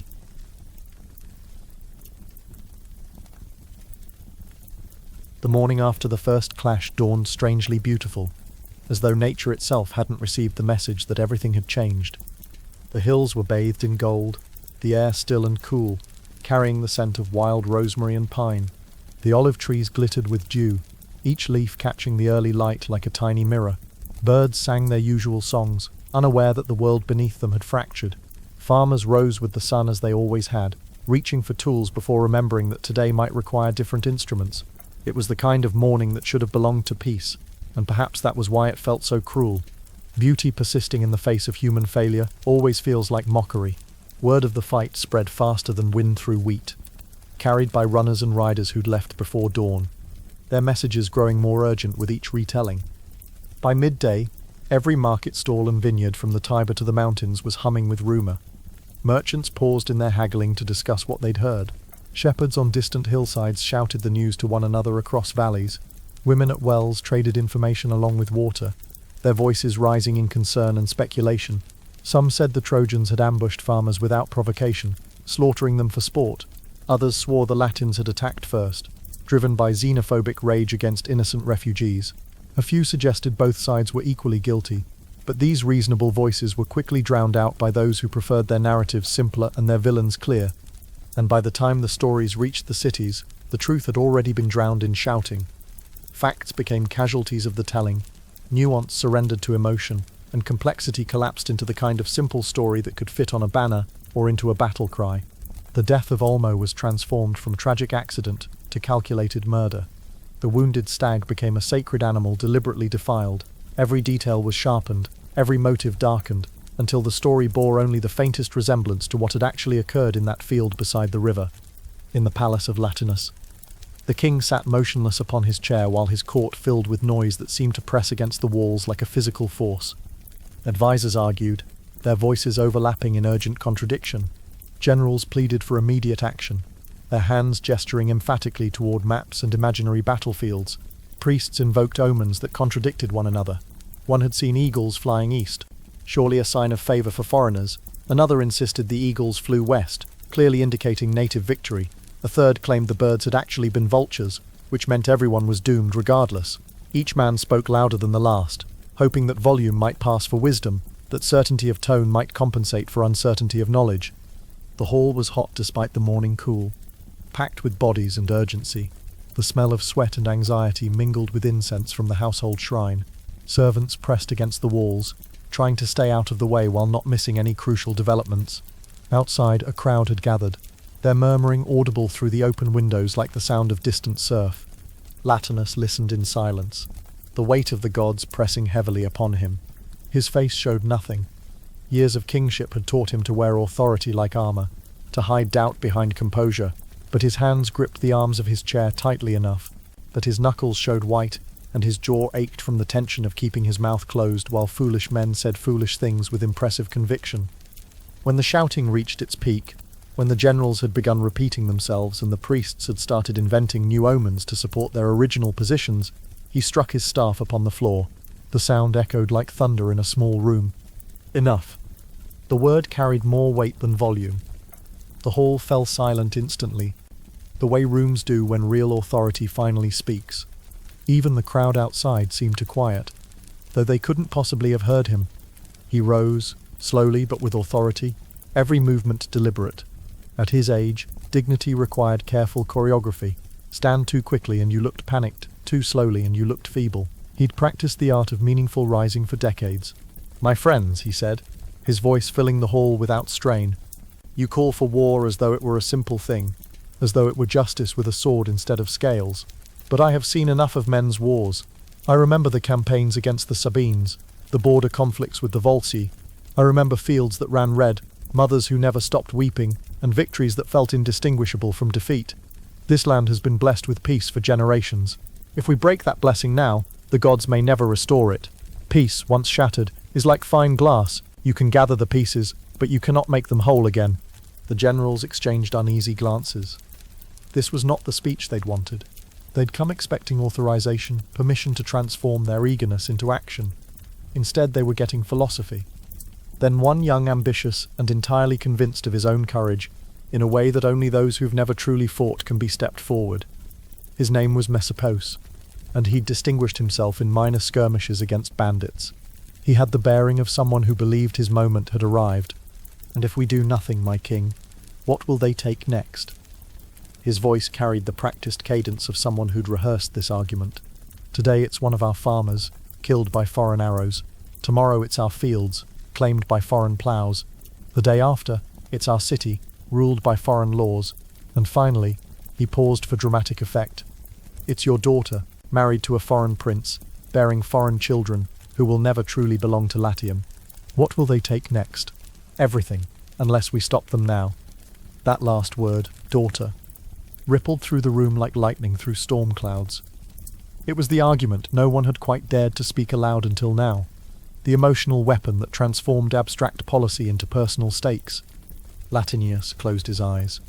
He had known this argument would come, had felt it approaching like a headache building behind his eyes. Lavinia had become a symbol, a metaphor for everything at stake. Her actual wishes, her actual future, her actual humanity, all of it had been consumed by what she represented. When he opened them again, his voice was low, almost too quiet for those in the back to hear. I will not open the gates of war. The temple of Janus stands closed, as it has for 30 years. I will not be the king who opens it. Let Jupiter decide, not we. Let the gods show their will through signs we cannot misinterpret.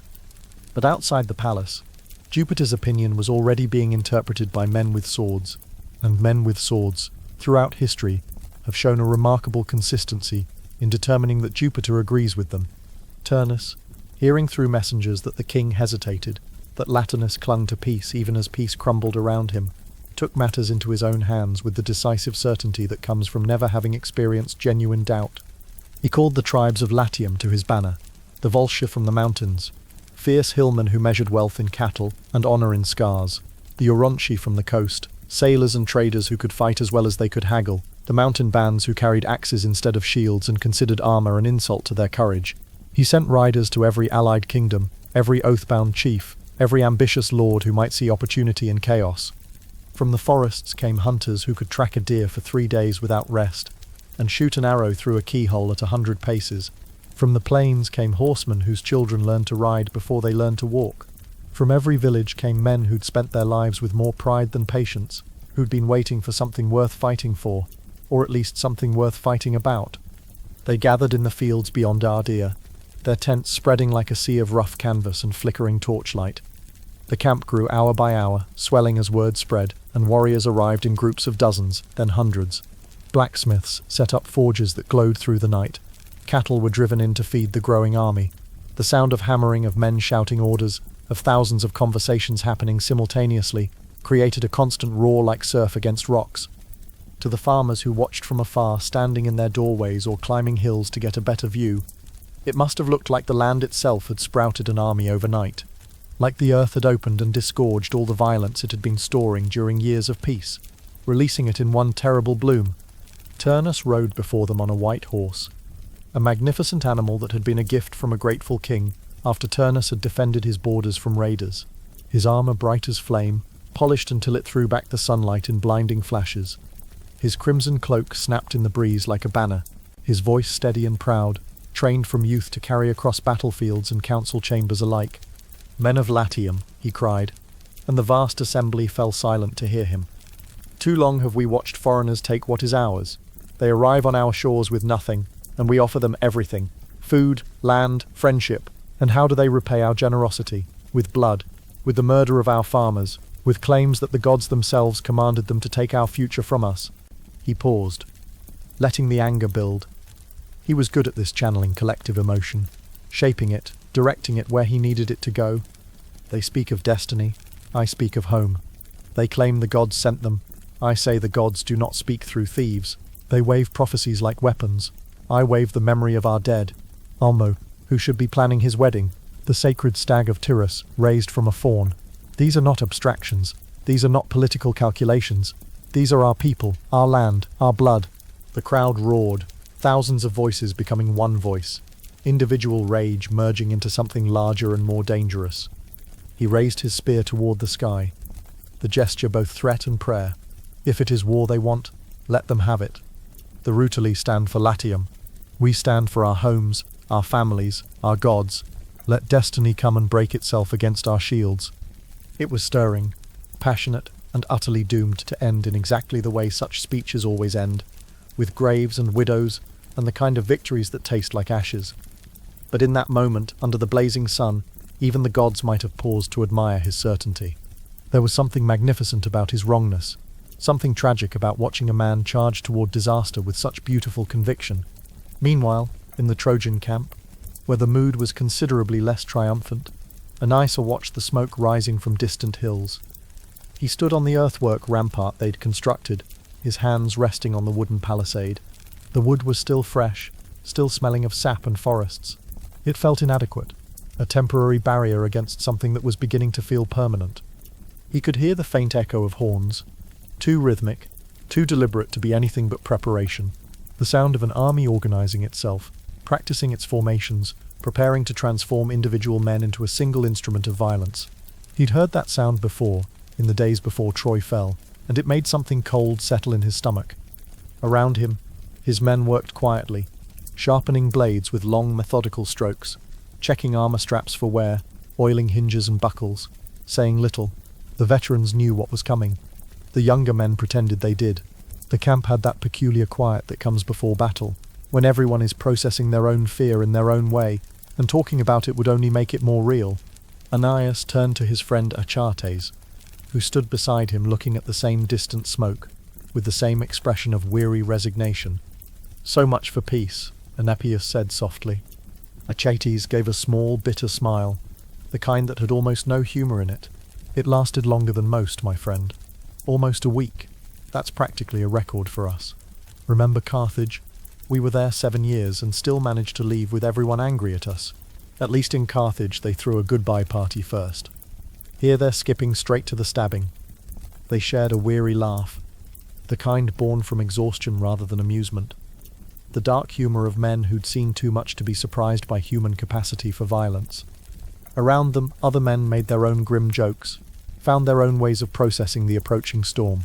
It was how soldiers had always dealt with fear, turn it into comedy, transform terror into camaraderie, laugh because the alternative was to scream.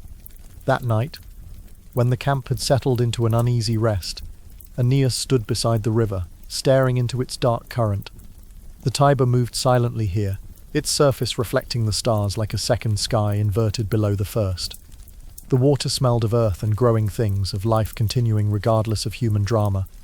He remembered the promise Jupiter had made, that his people would found a city greater than any before it, that Rome would rise here and rule the world, that all his suffering would purchase something magnificent.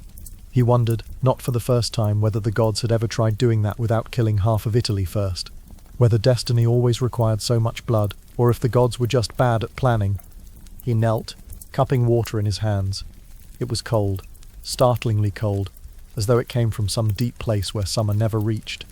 "Father Tiber," he whispered, using the formal invocation though he felt foolish doing it. "If you truly watch over this land, show me how to protect it. Show me how to turn prophecy into something more than endless graves. I've followed the gods' commands across the sea. I've sacrificed everything they asked. But if this is how their will unfolds through accidents and misunderstandings and boys with bows they shouldn't have carried, then I don't understand what they want from me. Show me how to serve destiny without drowning in it." The river shimmered faintly, as though it had heard him, though it might have been just the wind disturbing the surface, or a fish moving below. Gods rarely answered clearly. It would make things too simple, and simple stories apparently offended them. Somewhere in the reeds, a night heron called a sound both lonely and divine, the kind of cry that could be either natural or numinous depending on how desperate you were for meaning. In the heavens, where perspective renders human suffering into abstract patterns, The gods watched the fires of men light up the valleys below like constellations fallen to earth. Juno smiled, her satisfaction complete. She'd planted the seed, and mortals had done the rest with their reliable combination of pride, fear, and miscommunication.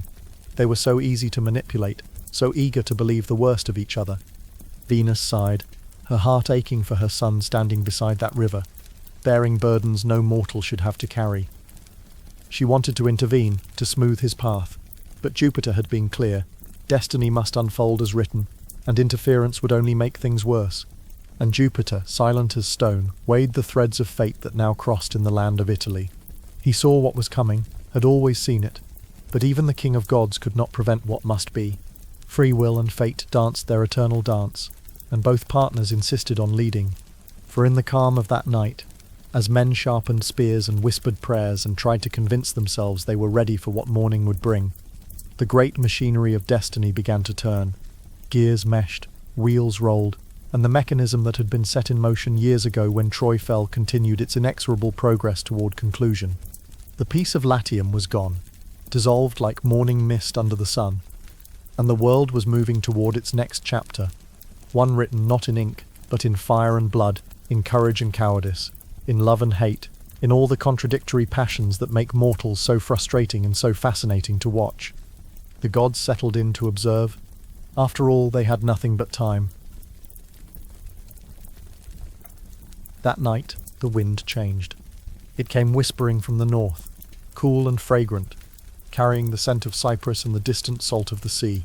There was something deliberate about it, something that felt less like weather and more like message, the kind of atmospheric shift that makes animals raise their heads and soldiers check their weapons without knowing why.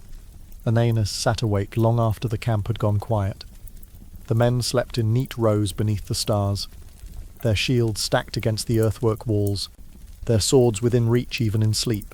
Years of war had taught them to rest lightly, to never be more than a moment away from readiness. The camp smelled of smoke and leather, of horses and human exhaustion, of all the practical scents that accumulate when hundreds of people live in close quarters with limited water and unlimited anxiety. He watched them, faces softened by sleep, in ways they never were during daylight. Men who had crossed half the world, surviving storms that should have drowned them, and monsters that should have devoured them, only to find themselves here again on the edge of another war. How many times could you ask men to be brave? How many battles could one lifetime hold before courage became just another word for the exhaustion of having no other choice? Mentor slept with his hand on his sword hilt, even in dreams preparing for violence. Young Nisus curled on his side, his arm thrown over his friend Eurytilus in the unself-conscious intimacy of those who've saved each other's lives. Old Natros snored softly, his weathered face looking older in sleep, every campaign written in the lines around his eyes. These were his people, his responsibility, his burden. The thought of leading them into another war made something heavy settle in his chest. He could hear the low hum of the Tiber beside him. The river's surface gleamed faintly in the moonlight, smooth as polished marble, flowing with the patient inevitability of water that has been moving in the same direction since before humans gave it a name. For a long while he said nothing, just sat with his thoughts and his doubts, letting the night air cool his face and the river's voice fill the silence. And then, quietly, as if speaking to an old friend, or perhaps to himself, or perhaps to whatever forces governed the universe and occasionally bothered to listen, he whispered, "Tell me what I'm supposed to do." The water stirred. At first it was only the ripple of current, nothing more dramatic than what a large fish might create, or a stone thrown from the bank. Then a faint glow began to emanate from beneath the surface, as if the moonlight had sunk down and decided to rise again in a new form. The luminescence grew stronger, not harsh or blinding, but gentle as dawn, casting strange shadows across the reeds and making the night seem suddenly more awake. The water lifted, took shape, and before Aeneas appeared a figure of gentle grandeur, the river god Tiberinus. He was neither young nor old. Rivers don't age the way mortals do, but carried the presence of something ancient and enduring. His beard flowed like streams of silver, each strand moving with its own current, droplets of water caught in it like pearls. His shoulders were draped in reeds and foam, living things that grew from his substance rather than merely adorning it. His eyes were the deep green-grey of river depths, holding both clarity and mystery. When he spoke, his voice sounded like the steady murmur of distant rain, like water over smooth stones, like all the voices that had ever spoken beside his banks blended into one continuous whisper. "Son of Venus," he said, and the words seemed to come from everywhere and nowhere. "Do not let fear weigh upon you. The war that comes cannot be avoided. This much has been written in waters older than memory, but it can be guided. The fates are fixed in their destination, yet within them choice still lives. The path to destiny contains infinite steps, and each one matters." Aeneas bowed his head, both out of respect, and because looking directly at the god made his eyes water with the strange light. "Tell me how to protect my people. They've followed me through hell and storm. They deserve better than to die in a foreign land fighting someone else's war." Tiberinus smiled faintly, the expression rippling across his watery features like wind across a pool. "This is not someone else's war, son of Troy. This is the war that makes your people into something new. But listen, upstream lies a city, though calling it a city is generous. A settlement, rather, Latium, ruled by the good King Evander. He is old, older than you might think possible for a mortal, but wise with the kind of wisdom that comes from outliving your mistakes. He bears no love for Turnus or his allies, old grievances, old wars, the kind of history that doesn't forgive. Seek him, win his friendship. Together you shall make the foundations of the future."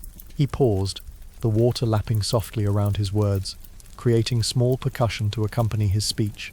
The sound was hypnotic, making Aeneas feel simultaneously more awake and more dreamlike. "Beyond Evander's hill," Tiberinus continued, his voice taking on a more solemn tone, "lies a sacred grove, ancient even by the standards of gods. There you will find signs of the gods' favor if you have the eyes to see them and the humility to accept them, and the shield that will carry your destiny. Your mother is already at work, commissioning weapons from the divine forge. She loves you, son of Venus, though divine love often feels indistinguishable from divine manipulation." The light of the river shimmered brighter, wrapping around Aeneas like mist, like memory, like prophecy taking visible form. For an instant, brief as a heartbeat but feeling somehow eternal, he saw flashes of things that had not yet happened. Battles under crimson skies, armies clashing with the sound of thunder made flesh, cities rising from ashes, walls being built stone by the hands of people not yet born. An eagle soaring above a golden dome, clutching lightning in its talons. His son, older than he was now, grey-haired and wise, ruling over something magnificent. And beyond that, dimly, the outline of an empire that would span the known world and redefine what human civilization could achieve. But also graves. So many graves. Fields where crops would never grow again because the soil was too rich with blood. Mothers weeping over sons who would never return. The weight of every decision, every battle, every necessary sacrifice that would pave the road to that distant golden future. Then, just as gently as it had appeared, the light sank back into the river, and the surface smoothed once more. The vision dissolved like smoke, leaving only the memory of having seen something both terrible and magnificent. The camp was silent. The only sound was the slow breath of sleeping men, and the faint hiss of the watchfire, its embers glowing red like small hearts beating in the darkness. Aeneas exhaled, as if the vision had both lifted and burdened him at once, given him hope and weighted him with responsibility in equal measure. He stood, feeling the weight of prophecy settle on his shoulders again, like familiar armor. He'd worn this burden so long it had become part of him, as much a feature of his identity as his name or his face. Sometimes he wondered what he'd been like before destiny claimed him, before he became a character in a story larger than himself. Before dawn, while the stars still held dominion over the sky and the horizon showed only the faintest promise of grey, he called his companions together. They came quickly, accustomed to midnight councils and sudden changes of plan. Adaptability was perhaps the truest skill they'd learned in their years of wandering. Achates, loyal as breathing, appeared first. He'd probably been awake already, keeping his own vigil in his own way. Menostheus followed, rubbing sleep from his eyes, but alert nonetheless. Jars came last, having taken longer to wake but moving with the purposeful efficiency of someone who wastes no motion once committed to action. These were the loyal few who had followed him through storms and cities and grief, who'd earned the right to doubt him but chose belief instead. He told them of the vision, describing the river god's appearance, and words with as much accuracy as he could manage. It was always difficult, translating divine encounters into human language. Something got lost, some essential quality that couldn't be captured in mere words.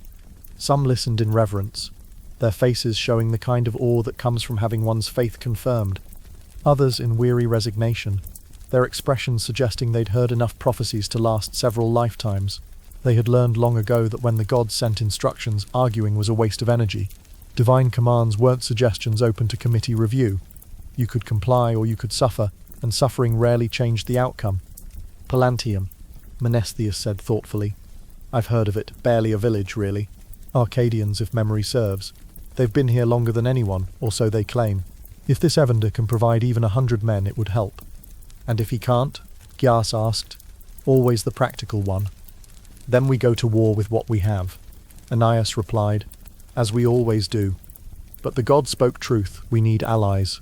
Turnus isn't just one man, he's gathered half of Italy to his banner. By sunrise, the ships were ready.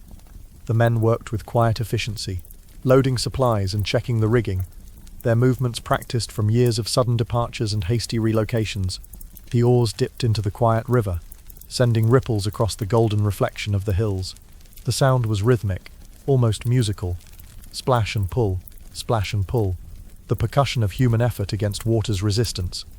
As they rowed, the morning mist parted to reveal the wide curve of the Tiber winding through meadows and forests. The landscape was beautiful in the early light, untouched by the violence that was preparing to sweep across it. Wildflowers bloomed on the banks, blues and yellows and whites that nodded in the morning breeze. Birdsong echoed between the banks, complex melodies that seemed to welcome the day.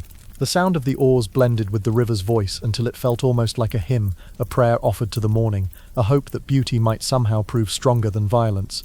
Deer came down to the water's edge to drink, pausing to watch the ships pass with liquid brown eyes that held no judgment, only mild curiosity.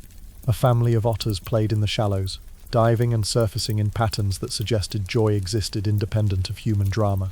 Aeneas stood at the prow, one hand resting on the carved serpent that decorated the bow. His eyes were fixed on the horizon, watching the river curve ahead into unknown territory. Somewhere beyond those trees, fate waited, an old king who'd outlived his own legend, a new ally who didn't yet know he was essential, and the weapons that would forge a future. The shield his mother was commissioning from Vulcan's forge, decorated with scenes of a Rome that didn't exist yet, showing battles that hadn't been fought, and triumphs that hadn't been won. He wondered what it would feel like to carry that weight, to bear on his arm the entire future of his people rendered in divine metalwork. Behind him, the campfires of his people flickered in the distance, small and fragile against the vastness of Italy, just small lights in the enormous darkness, easily extinguished by wind or rain or the violence of men. He wondered if they understood how close they stood to the birth of something eternal, or if, like him, they were simply too tired to think that far ahead. Sometimes survival required focusing only on the next meal, the next day, the next breath. The future was a luxury you couldn't always afford. In the sky above, invisible but present, the gods watched with their eternal patience and their inexplicable preferences. Venus's gaze was soft, full of pride and sorrow. She'd done what she could for her son, divine armor, divine allies, divine intervention where Jupiter's rules permitted. But even a goddess couldn't spare her child from pain. She could only ensure the pain meant something. Juno, ever unyielding, turned her eyes away. She'd done her work, planted her seeds of discord, and now would let them grow. Sometimes the best revenge was simply watching fate take its course, knowing that even victory would cost the victor everything. And Jupiter, unmoving on his throne of clouds, whispered into the wind, "Let destiny find its path." The words were barely audible, more intention than sound, but they carried the weight of cosmic law. What would be, would be. Free will and fate would dance their dance, and both would insist on leading until the music stopped. The Tiber flowed on, calm and endless, its waters carrying not just ships but the weight of all that would come after: the wars, the triumphs, the legends. The river would outlast them all, would flow long after the last Roman emperor fell and the city crumbled back to earth. For the river knew, as all patient things do, that even blood and fire can become memory if given enough time. Even tragedy becomes story, even story becomes myth, and myth eventually becomes the quiet background hum of a world that's forgotten why it believes what it believes. And so the Trojans moved upriver toward their next chapter, toward the allies who would welcome them, the enemies who would test them, and the city that still slept inside their destiny, waiting to be born like a butterfly folded inside a chrysalis. The water glimmered beneath the rising sun, gold and silver like molten peace. The light scattered across the surface in patterns that seemed almost intentional, as if the river itself were writing something in a language of reflected light, prophecy rendered in shine and shadow, readable only to those with the patience to watch water move. And for a moment, just before the current turned and carried them around a bend into new territory, It almost felt like the world was holding its breath, as if creation itself paused to observe this moment, recognizing its significance in the vast tapestry of time. The birds stopped singing, the wind died, even the oars seemed to pull more quietly through water that had become glass. And that was how the War of Destiny began. Not with trumpets or declarations, not with the pomp and ceremony that later poets would add to make the story more satisfying, but with a whisper in the river and the promise of a city not yet built, with quiet men in boats moving upstream toward allies they hadn't met, and futures they couldn't imagine. The sun climbed higher, the day warmed, and the Tiber carried them forward, patient as fate, inevitable as tomorrow, flowing toward a future that was always arriving and never quite here. That's where we'll end tonight's chapter of Roman history for sleep. The omens have been cast, the fires have spoken, and destiny is beginning to stir. But what comes next, peace or war, we'll discover in the next episode. Before you drift off, I'd love to hear from you. Where in the world are you listening tonight? What country, what city, what little corner of the world has joined us under the same quiet sky? Do you enjoy these calm retellings?